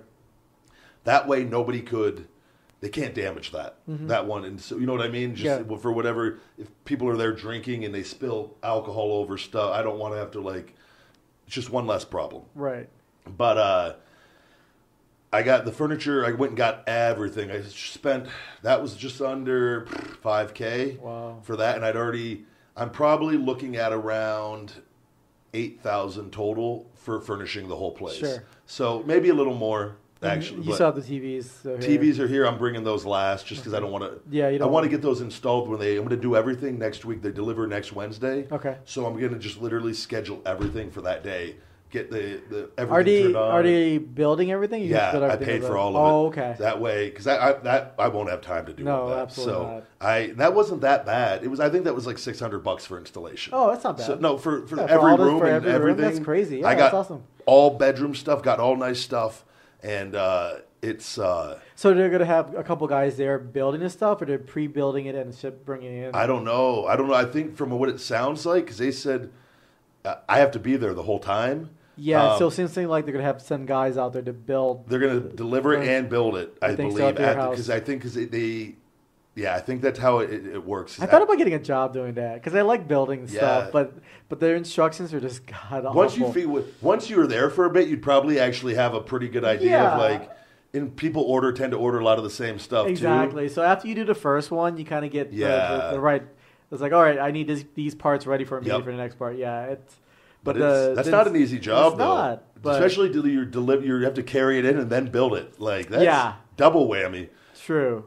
But the time window they gave me, so I'm luckily off from wrestling next week. until I go to Australia. I needed a week off, and I'm probably taking June off to get one more stem cell thing done. But they said, she goes, the time frame is from 9 to 6:30, I believe. I go, oh, you guys really like to fuck up somebody's day, huh? Yeah. Like, it's like a huge difference between knowing if you're going to wake up and like have to go straight over to the townhouse, or wake up and get your stuff done and then like show up at 6 o'clock at night and be there till 1 a.m. Like, I don't know. Yeah, no kidding. And so I'm like, do they give like give me a window to like narrow it down? She goes, I don't know. And so I'm just thinking like, well, I don't know. I'll find out next Wednesday. I might just have to take the whole day off, but I'm going to try to schedule the TV guy to come out and put up the TVs, get all of it done, and then I went and hung up posters and got poster frames and for different pictures and everything. And a few of them I need to wait till I get everything situated so I know what is going to be open. For sure. It's coming together really quick though. Cool. But it's been just every day I go there and it's just do some more. Right. Once the furniture's up, it's pretty much going to be ready. But I don't know what I was trying to debate for Airbnb. Do you need to get cable for Airbnb or just Wi-Fi with like Netflix, you think, for all the TVs? Or is it good to have cable for people? Like, because the thing is though, because people are going there to... That's what I don't know either. I don't know. I mean, like, do you look at the reviews of other Airbnb? I need to look. Yeah, see what they say because, like, I think Netflix or Hulu would be good enough. If anybody out there stays at Airbnb and listens to the show, all four of you, go ahead and... I'm kidding. Hit me up on Twitter or Instagram if you know what if Airbnb. And I'm going to Google that and see. You can find out anything on Google these days, but and see kind of what the standards are because you essentially want to get good ratings too. Of course. So like you have a nice water and you know what I mean. Like you try to give. You would think you would just have the digital satellite with this regular TVs. Yeah. I think, but I don't think because I know having Wi-Fi would probably be good because you want people are going to want to use the Wi-Fi. And then they got the smart TVs, so they'd be able to watch all the... You can watch, like, thing is, though, like, I can watch, like ABC or NBC old past shows just by using, Apple TV and stuff some people like to have with the TV with news and things, so I was like... But there's like, but you can watch it with the standard digital channels and you'll be fine. But I got to figure out though the only way to do this is just to get it up and running. Yeah. And I got to kind of see what my expenses on the place are going to be. Of course. And then I got to see what it's going to start bringing in, and it's going to take a few months to probably kind of work everything out and get. But it's. Which reminds me, I got to get a keyless door entry for it too. Oh yeah. For the maids and for the people, you just change the code every time. Mm-hmm. That way, you know what I mean. That way, I actually have either a Kivo or August. It's for the deadbolt. Yeah. And you can actually send access to it through your phone. Really? Yeah. So it's like anywhere from like $200. Yeah. And like it's for the deadbolt. So you can set it up to be a smartphone, and so you don't have to worry about making new keys or changing the key. You can actually give, like, let's say if you're a maid, you can only give them 24-hour access to it, and it automatically goes away. Well, that's what the keyless entry with the codes, and you can change so that way you can. With Airbnb, you don't, because I don't want to have to leave a key under the mat. No. But the thing is, though, like when someone books at Airbnb, you ask them, like, do you have a smartphone? Okay. And so if they do, then you can email the key to the house, and they can come to your house and basically press either on their phone, go to the app, either Kivo or August. You can click on it to unlock the door, and you can go inside. Okay. And it notifies you. When they come in or out of your house. Wow. Yeah, you should take a look at that. I will. That's just it's the same thing as the code essentially. Yeah, it's a code, but it's actually one step further because somebody couldn't just try to get in. Exactly, they'd have to have access. Yeah, because you don't have to think. That's actually even better. Because you don't have to think about changing the code every single time, or if you don't even have time to go to the house. Yeah, that's what I'm saying. You can do your phone. And it's like, all right. And that's called TiVo. Is it Kivo? Kivo. It's by Kwikset. Okay. Kwikset, they make the Kivo. They sell it on Amazon probably. Amazon or Home Depot or like a Kivo and also August. Okay. I mean, I think I will tend to go to August because I like August a little bit better. Okay. Because what's nice about August is that it works with any door deadbolt. Really? Because all you need to do is change the back of it. Yep. And then it gives you the instructions how to install it. I could definitely install it for you. But take a look at the August keys. The deadbolts will Yep. be or definitely perfect. I did my doors. I changed the lock. Just I got regular locks here. Yeah. With an ex-girlfriend, I had to change them once. She had keys. I didn't want to risk anything. Getting Of course. killed in my Wait, sleep. do you have to change the doorknobs every time, or do you have to get? I changed the whole thing. Yeah. Oh, there's a Quickset actually makes it where you can actually change the key. Oh, really? Yeah, there's a little slot in there. So when you put your old key in there, you put the slot in there, you Yep. can turn it, and you can pull the key out. No shit. Put a new key in there, and you can reprogram It's good it. to know. Yeah. Save me So some time. in the save you future. some time, save And you some money. Yeah. Good idea. It's good to changing all my damn locks. Yeah. Yeah. Those are pretty cheap. Those are like $20, $25 and stuff like that. So I got to get that though. That's the next. I got to get that. Well, this one, I'm going to order that this week. Yeah. And I'll send you a link to it. because I know my door, I got a picture of my door, what the whole lock looks like, the thing. If I want to get the whole thing, but you said you can just get the deadbolt. Yeah. That's August. Man, it's been just so much going on though with everything and trying to balance out all the wrestling appearances. And it's been good though. That's It's, good. Yeah, 'cause- everything. Once this townhouse, I even said on the show that this period of getting this townhouse ready it's stressful. Until when it's all done, it will be like, oh, I need something else to keep me busy, you know. So, but I do want to say I need to give a thank you to the WWE. We talked about it a while back with my ankle procedure that I had done from the original botched surgery where they left a plate and 6 screws in my ankle, and I had to get that removed in February.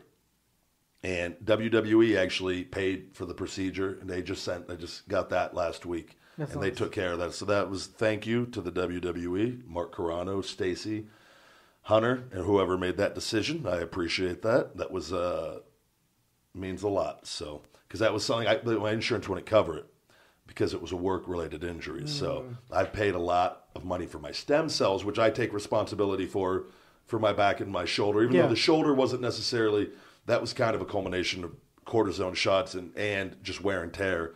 But the back was from doing that backpack stunner, and it's like, all right, that was my fault. That's on me, and I've taken the steps and again, I'm very fortunate that I'm able. This is the best I felt, man. By the way, just as far as from my back and shoulder, like I'm very careful with my wrestling matches not to do certain things. But this was the hardest I'd gone since I left WWE and felt good. Like, cause my back isn't. I'm not in pain like I was anymore. Like I don't have that crippling back pain that I had. So it is. I'm in that stage though where I want to get one more stem cell because I want to be 100% or as close to it as humanly possible. Yeah. To make a good push wrestling if I'm going to do that. Until I can, which is what I've talked about, I haven't been able to. I've had to take a back seat, and I've done appearances and done things where strategically and things. The money's only there for so long too. As far as once you leave WWE, that window can only be so long, and everyone's situation is different. But without having the business and all those expenses, that income is important to me. With how much that way, I'm not just living off my money. You know what I mean? I'm making money Exactly. and so it is a mindset for me. I don't want to be lazy and be complacent. And again, you could. I'm going to take a few years off. Then I go to back.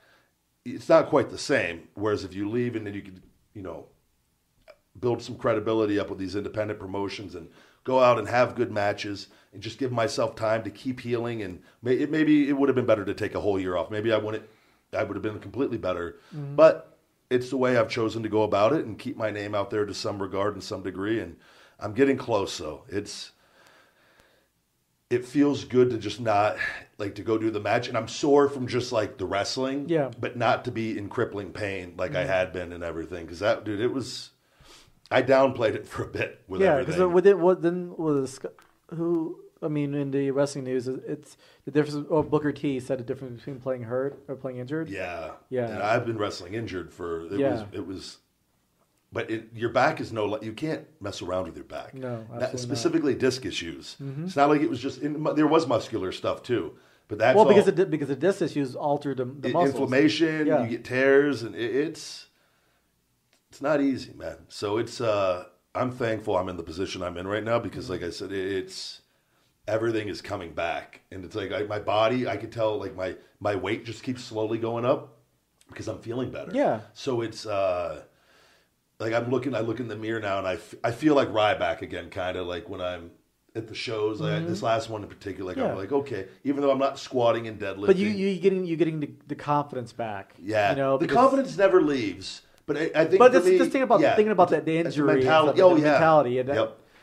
It absolutely, that does play.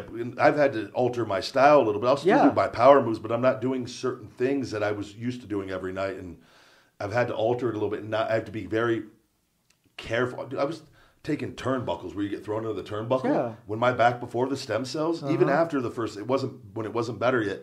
It just literally would rock me. Just taking a turnbuckle, like it just give you a shock in your body, right? Like because it was just so bad, and I was just like, "Am I going to be able to do this much longer?" Like I didn't know. Whereas now I know I'll be able to because I've been smart about it, and I've been very fortunate with this stem cell. So I want to do one more just to make sure. Yeah, you said it was to take a June off. Yeah, and get it done. I'm going to set it all up to get it done as soon as I get back from Australia.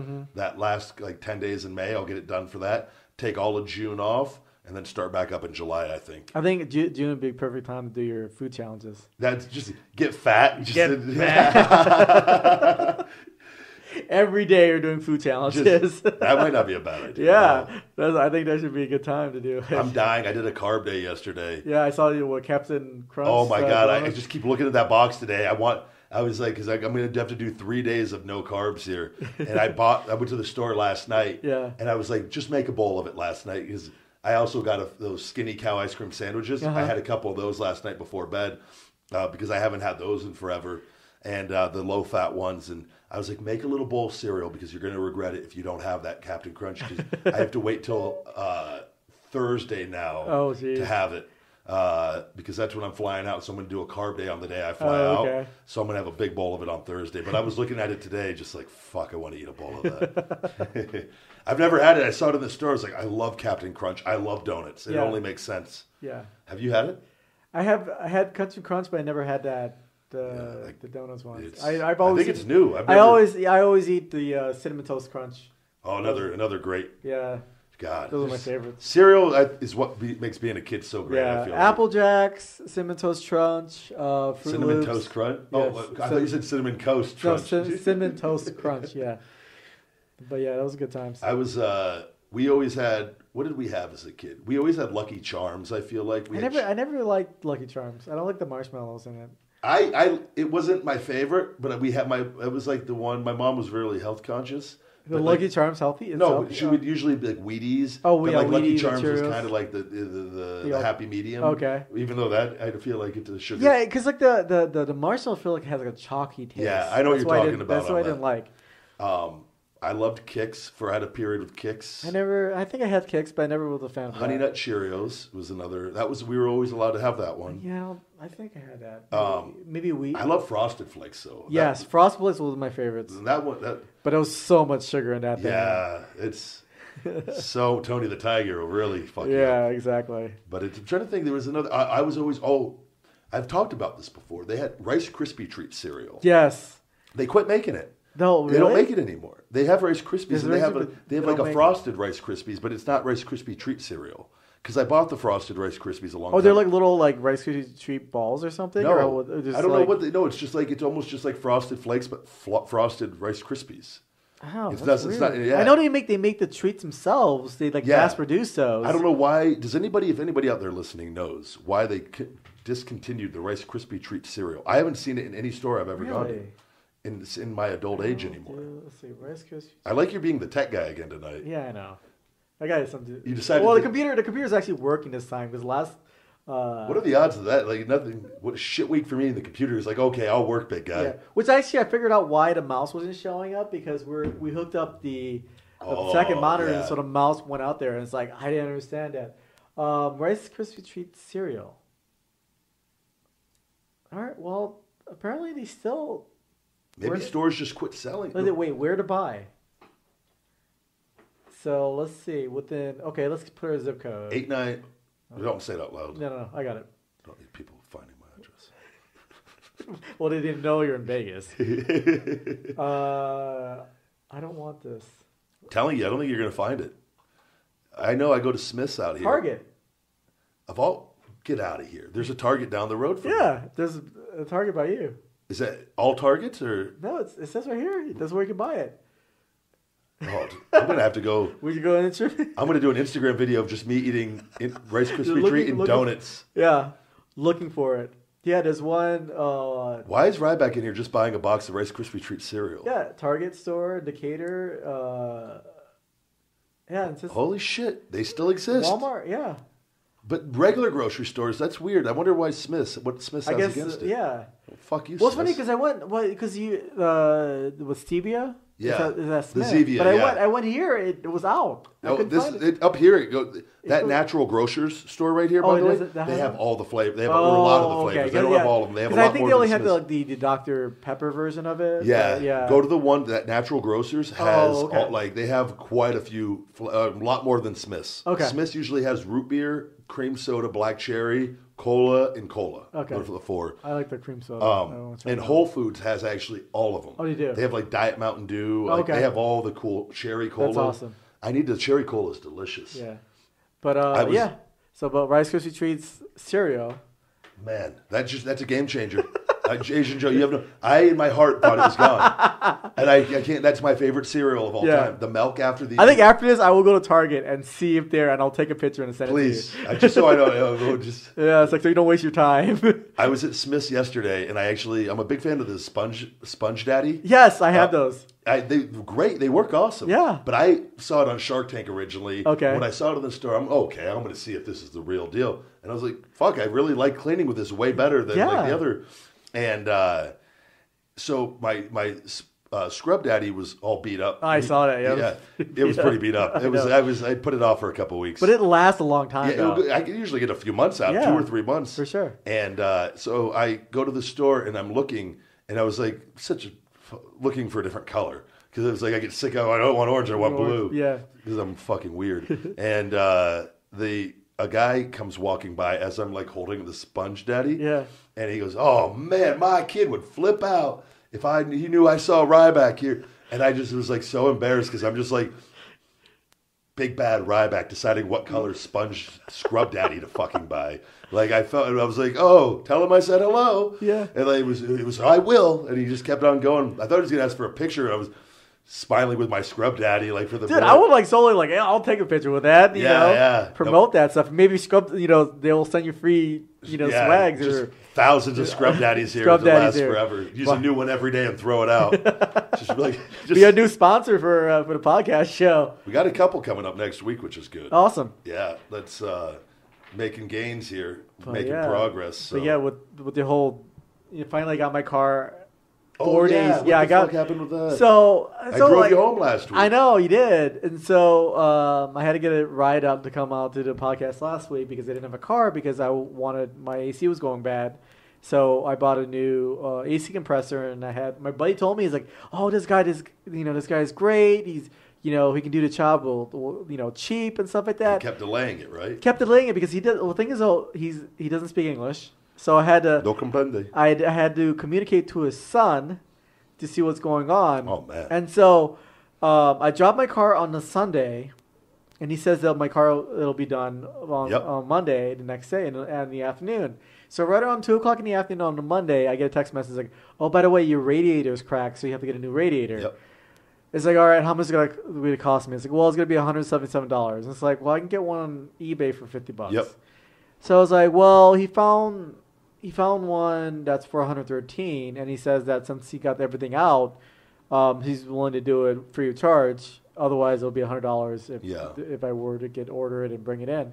So it's like, all right, fine, charge me $113, whatever. So he was going to charge me like $300 for everything, which typically costs anywhere from $1,000 to $2,000 to replace it. So I was like, all right, fine, good deal. Yeah. So he says like, all right, he has to order it. It won't be in until the next day, so Tuesday. Mm-hmm. So he says he got it, so he got the radiator, but for some reason he couldn't get into me. So he says like, or he had an emergency that he couldn't work on him. So Wednesday, it's like, all right, it'll be done at 4:30. It's like, all right, my buddy picked me up, went there. He didn't even like I got a text message, like, everything's assembled. So as soon as I got there at 4:30, the last part, he showed me that the bolt didn't fit. Yeah. So it was already 4:45, and then they have there's a bolt store or something like that. They can actually custom cut or whatever. So he was rushing to go get it. They closed, so he couldn't get it. Had to wait till the next. So I said, "All right, fine. Can you seriously bring it in, because this cost me money because I had to Uber to places." So it's like, all right, they'll deliver the car on Thursday. So right around Thursday at 11 o'clock in the morning, they didn't come until like 11:45. It's like, whatever, I finally got my car. Yeah.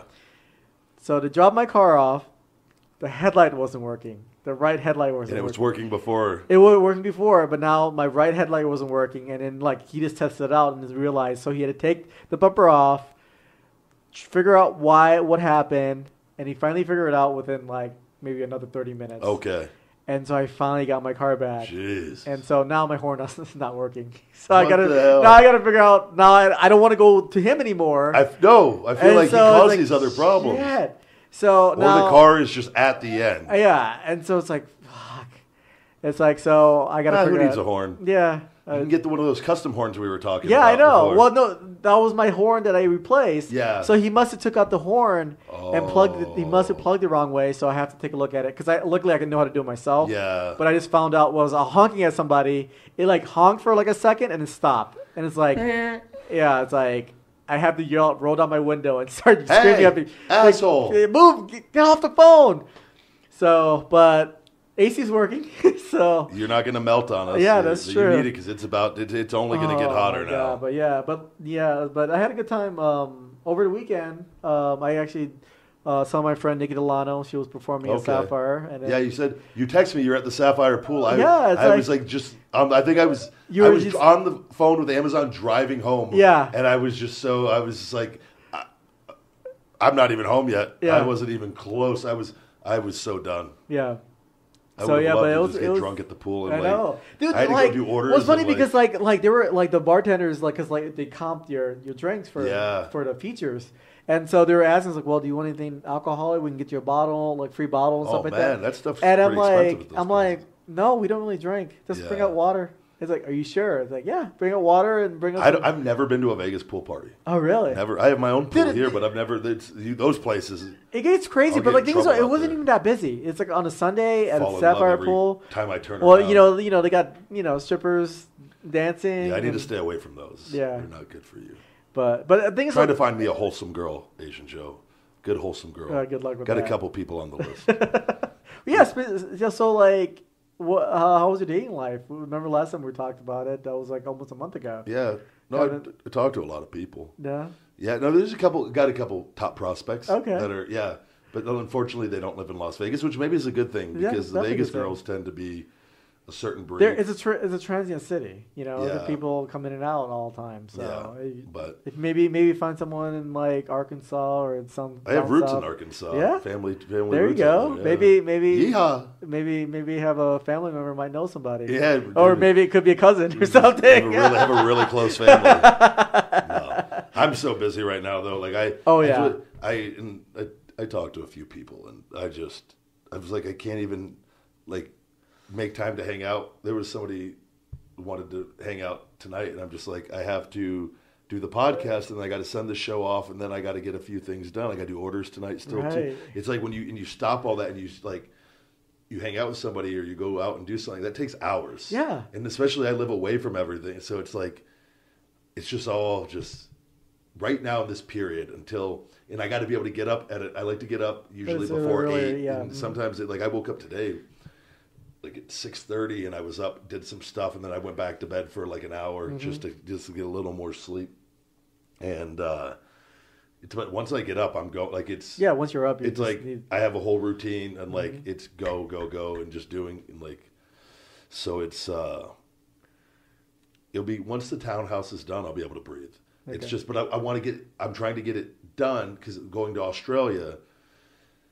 I want to get it on Airbnb. I would like to get it on Airbnb before I go, but I also don't know. I also probably need to be here maybe just in case. You know what I mean? Yeah. Like that first couple weeks to kind of like just be safe. So I might have it ready to go, and then have to wait till I get back on the 20th, and then get it going after that. So. Well, I think EDC. I think that because EDC That's probably would be a not good the time. That might not be the best clientele to start off Airbnb with. Well, yes and no, because It they're going to depends who be. you Well, get. here's the thing, though. It depends who you get because a lot of times they're going to be gone for most of the day. That is or true. most of the night. It's when they get back, And then though, when they get back, how but- fucked up they are. But true, but they'll be out. They'll be passed out. Yeah. Because they need Holes to rest. in the wall. Yeah, that's true. You know, well, Airbnb typically people like all have. You got to have liability. Yeah, you insurance. got. Yeah, of course. But the people that use Airbnb tend to be respectful. I feel like, Yeah, from what I understand, for sure. It's not like. But again, that's it. When you go into somebody's home and they're there, that's different. When you go into somebody's place and they're not there, Yeah. you don't know necessarily how they're going to treat things. Again, That's why you put security cameras in there. the fake ones, just so they think. Well, that's actually not. You got to be careful with that too, because people, if you got security cameras in there, you know what I mean. Well, And I've been to Airbnb where they have- decide they want to have sex out in the living room, and then there's a camera in there. Like that's technically Yeah, but yes and no. But like, if they're fake cameras. yeah, if you put the fake cameras in there. But I've been to Then they realize Airbnb. they're I've been to Airbnb where do actually have cameras in the living room, and Oh, the really? kitchen, and also in the front and the back.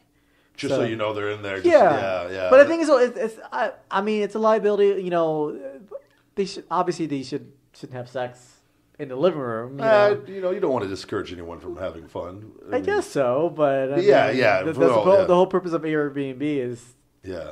going to someone else's place and. But relax.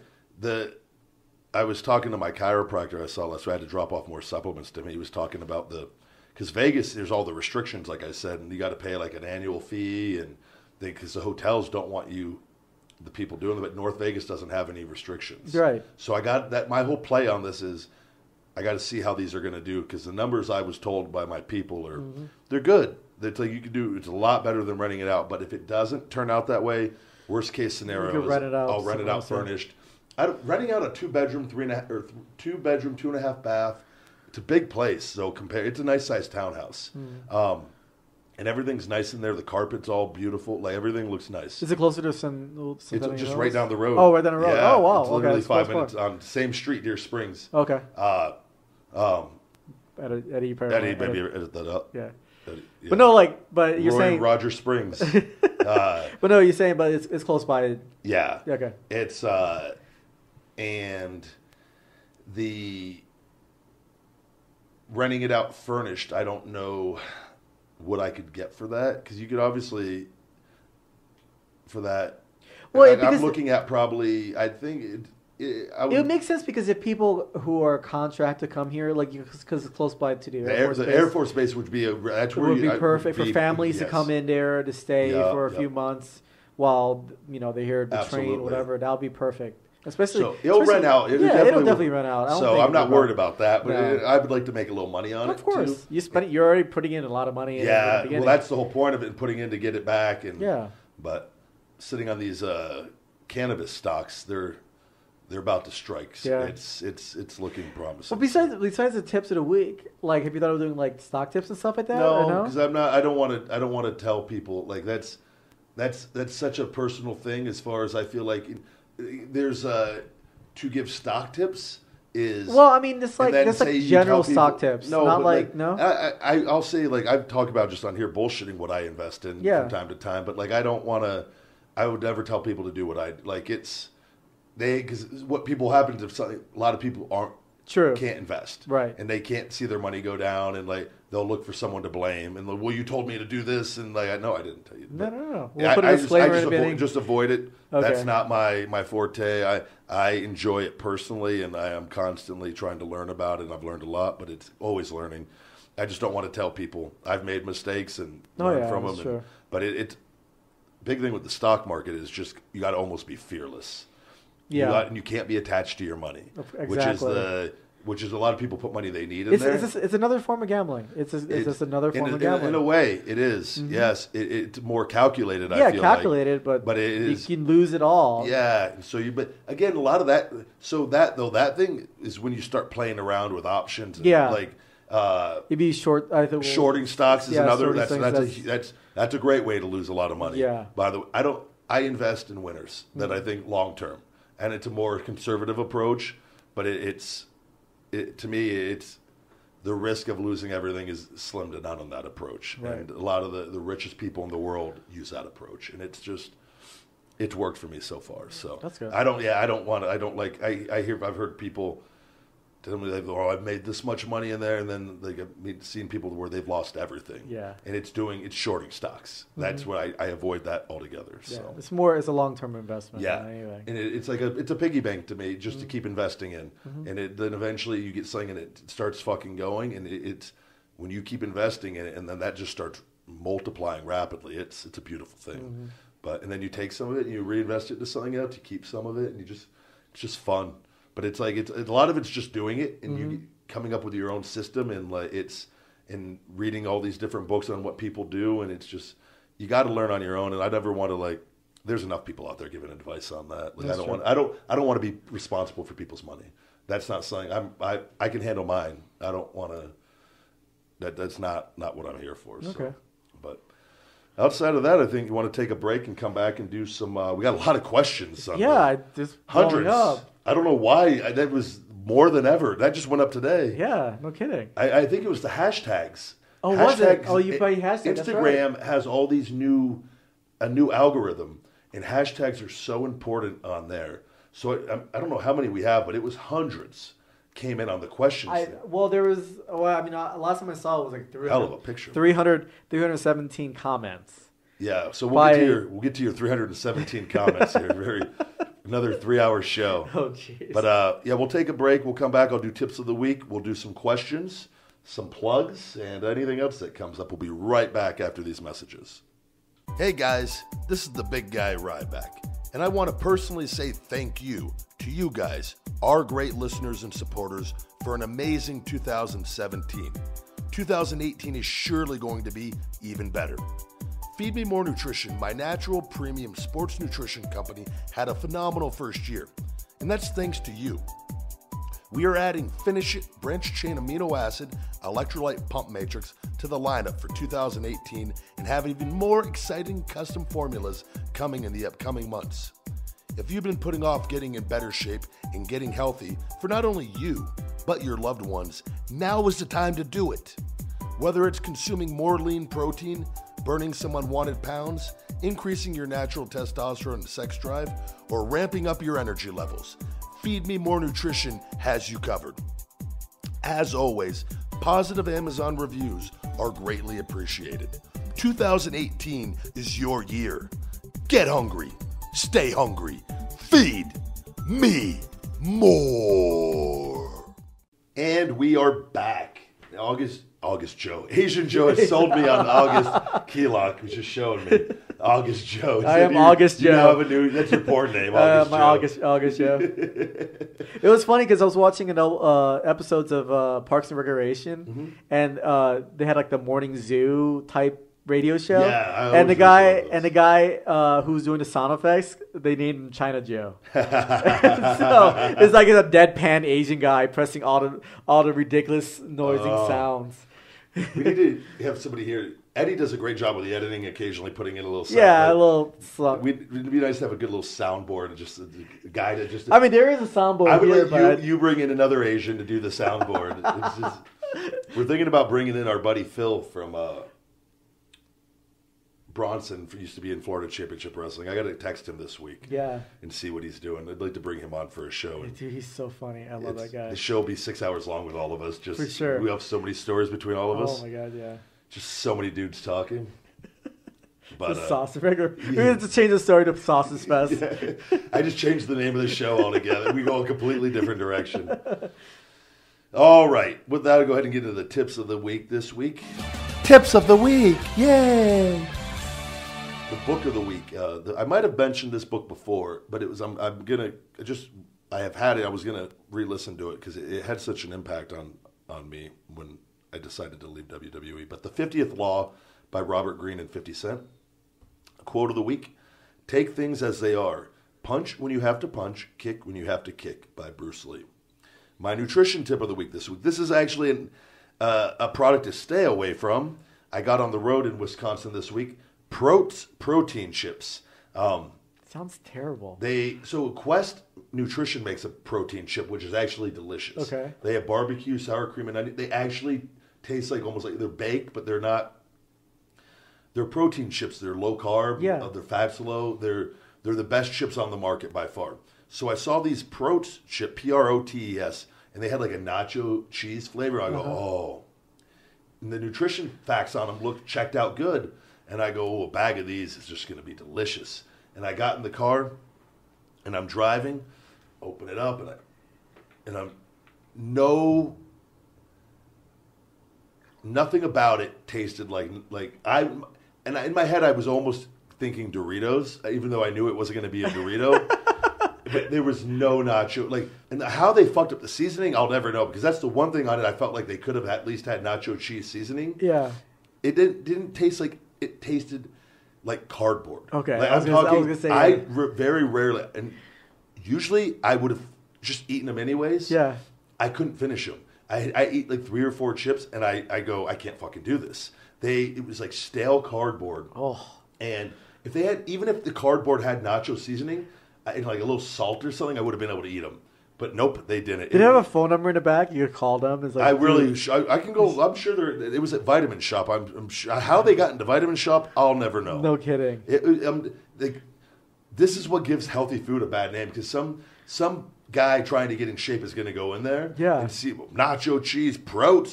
Shit, I'll get that. And then he's going to go right back to eating cheeseburgers and Doritos. Yeah, because it's this company discouraged him. Oh, it was. Oh, stay away from them, guys. That's my nutrition tip this week. Workout fitness tip: machines are great, but use free weights when you can. Machines have helped me a lot during injuries. They're great. Everything works and nothing works. But free weights allow you to recruit a lot of the smaller muscles around the bigger muscles. They're just they're better overall. And again, key is not going too heavy, lifting light, and actually using the muscle you're trying to work, and not doing things to hurt yourself. But both have their place. But if you're feeling good, try to use free weights more than machines. I think you will notice a difference. I know when I start switching back to free weights a little more than the machines, you just have a little different look, and they just recruit more muscle fibers, and it's better for balance and for your core. So both have their place, but free weights when you can. And that's my tips of the week. Do we have? Do you want to go ahead and read me some questions? Yeah, let's see here. Whatever you think the best ones are. There's a lot to go back to WWE ones again tonight. I got it. Yeah. You think if they would just look at the others and see, the other 100 people said that first. Yeah, of course. I get it. That's a good thing. I understand it. Here's a good one. Laidback DBO. What is your daily routine from morning to night to keep your body to peak condition? That's a personal question. That is definitely a personal question. No, it's developing your own strategy, but it's having good habits, and it's following a routine that works for you. What I do is irrelevant to what you should do. It's waking up when you feel you need to wake up and having enough time in your day to get the things done that you need to do, and it's putting good, healthy food choices in your body. Food is fuel. Food is energy. Putting good energy more often than not in your body, and having a good workout program and regimen that fits you and your lifestyle and your goals is the best piece of advice I can give you. In doing that morning to night, and still in getting proper rest, and making sure you get, if you can only sleep 5 or 6 hours a night, if your schedule is that crazy, then getting the best 5 or 6 hours that you possibly can, making sure your body is repairing and ready to go when you wake up. And so it's basically, everyone has their own. Yeah, everyone has their own things, but it's you got to live life too and do things, but you got to find what works for you, and it's just creating good habits and doing them more often than not. That's all that it is. This is actually a good one. Cuban El Grande 2001 says, "Have you ever felt like giving up? Why? Who or what keep you going when things were difficult?" No, I don't think I've ever felt like giving up. I think sometimes we can be discouraged at times. Like the Amazon. Yeah, Yeah. Again, I take a break from calling them but then I call on fire, because I turn it around and I think everyone has different levels, and obviously that question, from a mental standpoint, everyone's brains are different and chemically, and people have different issues where they're more prone to depression or things like that. For sure. I think we all have setbacks. Everybody has setbacks. Every fucking human being does. It's just a matter of how you react to them and how much you want to get done, what you want to get done. Yeah. But I think from your point, I know you never give up, but you get frustrated at things. Yes. And the thing is, I think the podcast, you doing the podcast, helps you kind of release those frustrations and actually helps you. And it's good just to kind of vent sometimes. That's the thing though. That's the problem. I have so many people vent about their issues. Like my good friend Alexis Fox. She calls me. I already know where you're going. But no, she calls me and there's nothing I can help her in, but she just calls me in the middle of nowhere. It's like I can't do this. I can't do this. It's like. And then that is a problem I would never want to have. You're a very good person, but there comes a point, and everybody needs to do a lot of times, a lot of the stress that people have comes from other people. So you have to be very careful of how much time you give of other people, because their problems will then become your problems. Right. And before you know it, you can't even focus on what you got going on, and you're stressed out over shit that you shouldn't even be stressed out on. For sure. Because you're giving too much. Our time is our most valuable asset. And it's great you have your close friends, obviously, but sometimes it's like I got me and my buddy, we vox, the guy that was voxing, JD, earlier, okay, with Iron Attitude before you came over, and me and him will vent with each other, and that's my one guy that I really will vent to, on things and stuff. But I wouldn't be able to handle having 5 people calling me, and there are times when someone will message me and they start telling me all they're like.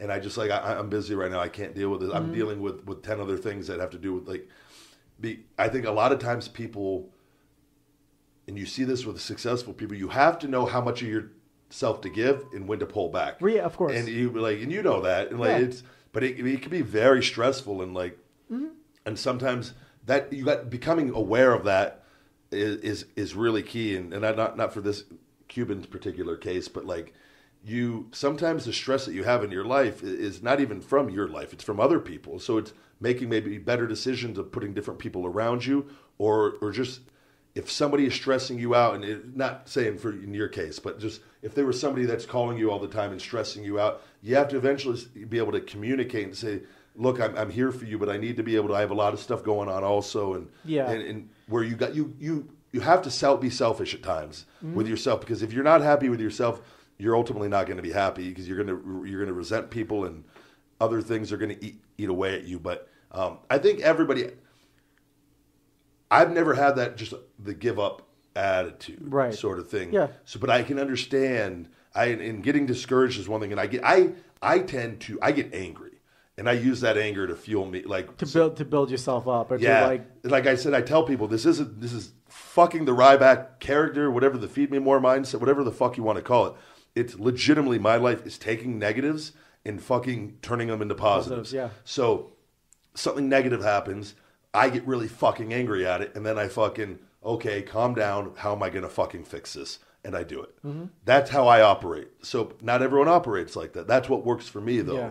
So everyone has to find what works for them. Yeah. It's okay to temporarily actually shut down. Just shut down. Yeah. I think you have have your own self like a day off, like a mental health. Yeah. Just fuck it. I don't care. Yeah. I'm going to go get drunk all day. I'm not going to worry about my fucking problems. Yeah. And then you know what? You wake up the next day and then you get right back on track.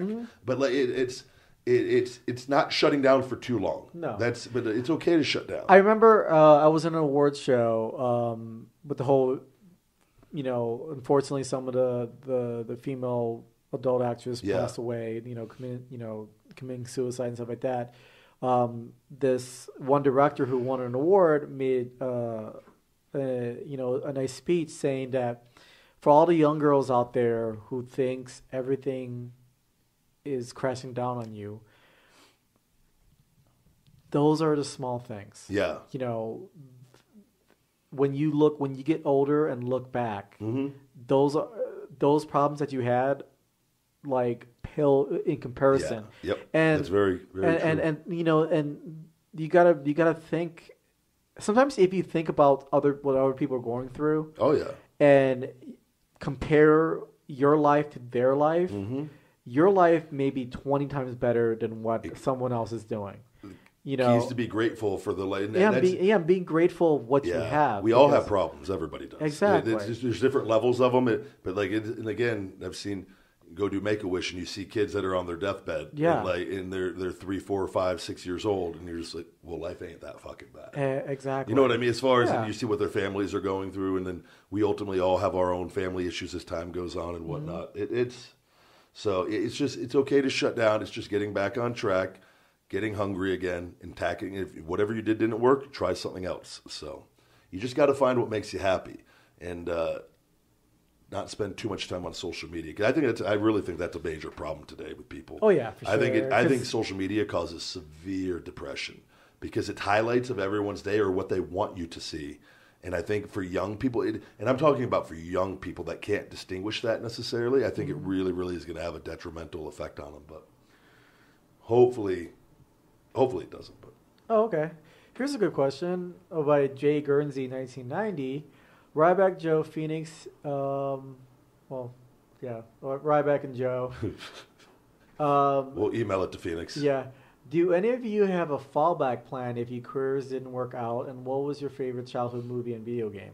Hell of a question there. Yeah, that was a good fallback plan and favorite childhood. Yeah, if wrestling wasn't in your... I never even thought about that. Really? I dropped out of college to go. I was going to make really? it. What were you studying in college? Kinesiological science, but it was for fitness management. Okay. I think at the time I really loved, like, that's one thing, like training and stuff. I could still see myself, even though not with everything else I got going on now, but like training is one thing I've always enjoyed. Okay. Where I feel like I could get a lot out of someone. Like, I would enjoy doing that if I had to do that as a job. Okay. If I wasn't doing everything I'm doing, you know what I mean? If I had to start all over and whatnot. So, when you were younger, I like investing now though so much. I would probably find something with like real estate or something where I could make even better money and then just invest. Like, well, that's what you're doing now. Yeah. So, it's a lot of that because of the education I got while being on the road and stuff. So, and from all the money I made, and I'm able to have more freedom in my decisions. But so I'm saying if I had to just start all over, you know, or go be a bouncer at Sapphires, that'd be a fucking sweet gig. Yeah, with it's not a with Disco Inferno. Yeah, he's just working share there. Wrestling memories and just stare at hot girls all night. Get tipped out. There you go. My dating life would be madness. Yeah, it'd be crazy. Hey, that's just a good wrestler. just dating a different stripper. We're just doing this podcast. Well, for my for my career, actually, I went to college to be. Initially, I was going to be a computer engineer. I realized that didn't really work out for me, and then I went to computer science. I realized I didn't want to sit in front of a cubicle all day and looking at code. Then I switched over to because I really love computers. You have the greatest job in the world. I really love computers, and so because like I was raised using computers. My uncle was actually I think an engineer for Boeing at the time or something like that, and he was telling me all these computer codes and stuff like that. So I switched over to computer information systems. But it was in the College of Business. And what's funny is that my dad looked at me and was like, "You're not fit for business. You're not." And so like really? they kind of like, all right, let's see how that was kind of like my, because being raised in an Asian family, you have this idea of being a doctor or being some things really good in math or science and stuff like that. And so when I told my dad, he's like, "Well, I want to be in computer information systems, but I'll be in the College of Business." And he looks at me and is like, "You're not a business person." It's like, okay. So I graduated. I ended up working for Allstate Insurance, and I worked there as a application developer. But in the meantime, I was kind of like still dabbling, building websites for other people, and I just happened a porn company, the startup company, was looking for a web guy, And so I just kept happens like, yeah, I could build a Fell website. right into your lap. And it fell right into me. And so like then I went to AVN, met a bunch of people and kind of networked through them and kind of like, kind of fell Worked into out well. foreign You've met career and friends stuff like out that. of it. And But I met friends, but I met so many people, not just, I met so many famous people. And so, but the reason why I'm friends with them because I don't treat them as famous. It's like, I think all famous people know that you're all the same person still. But I don't know. From the outside, other people assume people change. Maybe some people do. I don't know. Some people. I mean, there's definitely some change. people definitely do. Yeah, that's the thing. That is the thing. But like, I never really look at people at the form and fame and fortune, and like I don't even think about that. No, I never once have. It's not even with like it's. I Yeah. think everyone's different on this. Some people just that's what they think. It's that's like, oh my god, that guy's really famous. They think that's like the key to life. Yeah. And you're like, Jesus, are you that fucking lost? That has nothing to do with anything. No. Like, when you And, die, that does not matter. Like it doesn't matter one bit. But I think what was it? What's I your love favorite? The Great Outdoors. The Great Outdoors? I actually got the poster. I'm putting it at the townhouse. Oh, you did? Yeah, I had it here, and I had it. The frame had broke. It's a big one. Okay. And I was like, you know what? I don't have room. I put another one up in place of it when it was down. Mm-hmm. And I was like, I want to hang that up somewhere. I got to find the right because I have motivational stuff all around the house, and then it's gonna be the Great Outdoors. But I might just keep that in the living room, even just because it just makes me when I see it, I smile. I love John Candy. Okay. Yeah, I think mine is so stupid. It's like I like Beer Fest. Okay. Or Basketball. Basketball's a great movie. Yeah, I love those are my favorite movies. The games I usually play, I actually like role playing games, so I play a lot of Final Fantasy games a lot. I played a little bit of Final Fantasy. Final Fantasy 7 is my favorite, obviously. I think most people are, but I've been playing actually Final Fantasy. Is that Super Nintendo? Final Fantasy 7? No, it's PlayStation. Final Fantasy 7? Yeah, That's yeah. PlayStation. Okay. That's I played one of the Final Fantasies. I got into it for one. I can't remember if it was Super Nintendo. It was when Titanic came out. 97? Had to have been Super Nintendo still because it was before the. Well, PlayStation was out in 97. I think. I never had a PlayStation. Oh, okay. But was it on any other consoles? I think it was. Maybe I'm thinking maybe it was one before that. Maybe it was. Maybe Nintendo. Maybe it could. No, because Titanic movie was out. Or what about Genesis? Yeah. I had the Sega. I had the Sega Dream. Dreamcast. Dreamcast, yeah. Oh, yeah. That didn't work out too well. No, that was my first time going with a really a big system. And no games kept coming, and I was just like, oh shit. I think that was when my video game days kind of came to an end. Oh, really? I had the Xbox after that, and then I got a PS4 here. Okay. Upstairs, I have Grand Theft Auto. I played it a couple times. Yeah. I was like, I can't get into this because I just know it's irrelevant to anything going on. Like I can't even relax. It's a time waster. You yeah. know? Yeah. I think as you get older, you realize that. But like, it would be fun to like sit down and play like a game of Madden against somebody or something. I still play Madden. Yeah. I still play Madden. That to me would be fun. Like to play a game with a bunch of people and you're hanging out. Actually, I have like a little game party or something like that. Yeah. That's always fun. We used to do that with a Nintendo 64 with Smash Brothers? The baseball team used to play Smash Brothers tournaments on the road. Yeah. And then NWO versus WCW versus NWO Revenge. Oh, yeah. Was the most badass video game at that time. And I was always Big Papa Pump in that game. And I fucking I had buddies, we'd get together. It was just playing that game for hours. And that was the only time in my life I did that with a wrestling game. So maybe, what do you think? Do one or two more? We can even save some of these questions for next week. Yeah, we can save it. There's a lot. We can save some of these questions for the next month. Yeah. Do you see anyone that catches your eye? I'll do one more from Chewy0327. With all the current wrestlers saying they don't want their kids to take it up, where do you stand and why? I'm not aware of any wrestlers saying that. I don't know. Maybe I'm sure a lot have. I don't know. I would want my kids to do what made them happy, though, and I would try not to. I think I'm not a parent, obviously. So right now, I'm a doggy parent, but I don't think you can. I don't think you should tell your kids what to do. But again, it's not my place to tell other parents how to raise their kids. Yeah. There's some parents that are doctors that want their kids to be doctors too, or lawyers and things of that nature. I would just try to educate my kid on being a good human being and making good decisions, having a positive mindset, and let him decide to do what his brain wants him to do or she wants to do. My father, he was a mechanic. Yeah. He's a mechanic, and he actually taught me some of the basics. I actually helped him fix cars when I was younger. I don't know shit about cars. But he actually came up, he told me, it's like, I don't want to teach you to be I don't want to teach you how to fix a car because I don't want you to become a mechanic because it's hard work.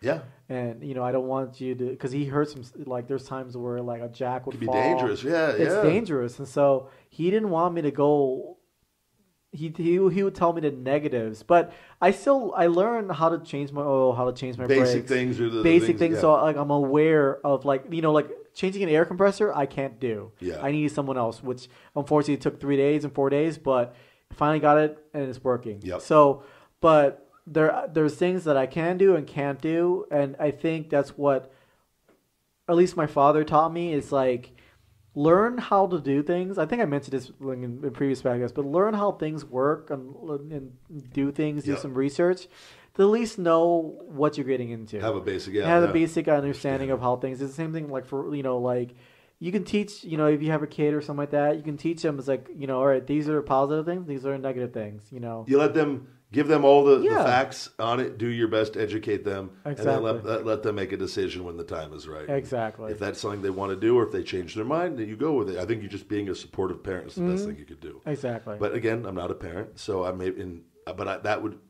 be my philosophy going in if I did. So yeah. But with that, pretty decent show today. Yeah, definitely. I think you got anything? Are you all right if I do a song for the plugs? Yeah, you mentioned this song earlier. Still Hungry by Adelita's Way. Adelita's Way. From the Rampage soundtrack? Yeah, I believe it's from the Rampage. A fan actually sent me and said, hey, I think you'd like this. And I downloaded it and I go, fucking love this. Nice. I listened to it like 10 times. When you find a new song and you just listen to it, yeah, you get sick of it. over and over again. Yeah, I'll hate it by the time this podcast comes out. No, if we could plug that song in, and anything you want to plug to wrap up this week? AsianJoe.com. Check it out. I've been busy, but I'm gonna start blogging again. I'm on Twitter and Instagram, Webmaster Joe, and that's what I have. Good deal. For all fan mail for myself, please send to P.O. Box 752740, Las Vegas, Nevada 89136. Check out Amazon merchandise for Feed Me More Nutrition, the big guy Ryback on Amazon under Feed Me More or Feed Me More Nutrition. Feed Me More Nutrition available on feedmemore.com, Amazon, and eBay. And in Las Vegas at Spartan Nutrition and Wise Chiropractic in South Las Vegas. For personal video shout-outs from myself, go to bookcameo.com/thebigguy.Ryback. All professional wrestling bookings, please contact Paula at bookthebigguy@yahoo.com. Wake Up, It's Feeding Time, my motivational book available on Amazon in paperback, Audible, and Kindle formats. Fuel Meals, my personal meal prep service. I use, save 15%. I'm a little off today. I didn't do plugs last week, so now I lost my flow. With discount code TheBigGuy, save 15% at fuelmeals.com.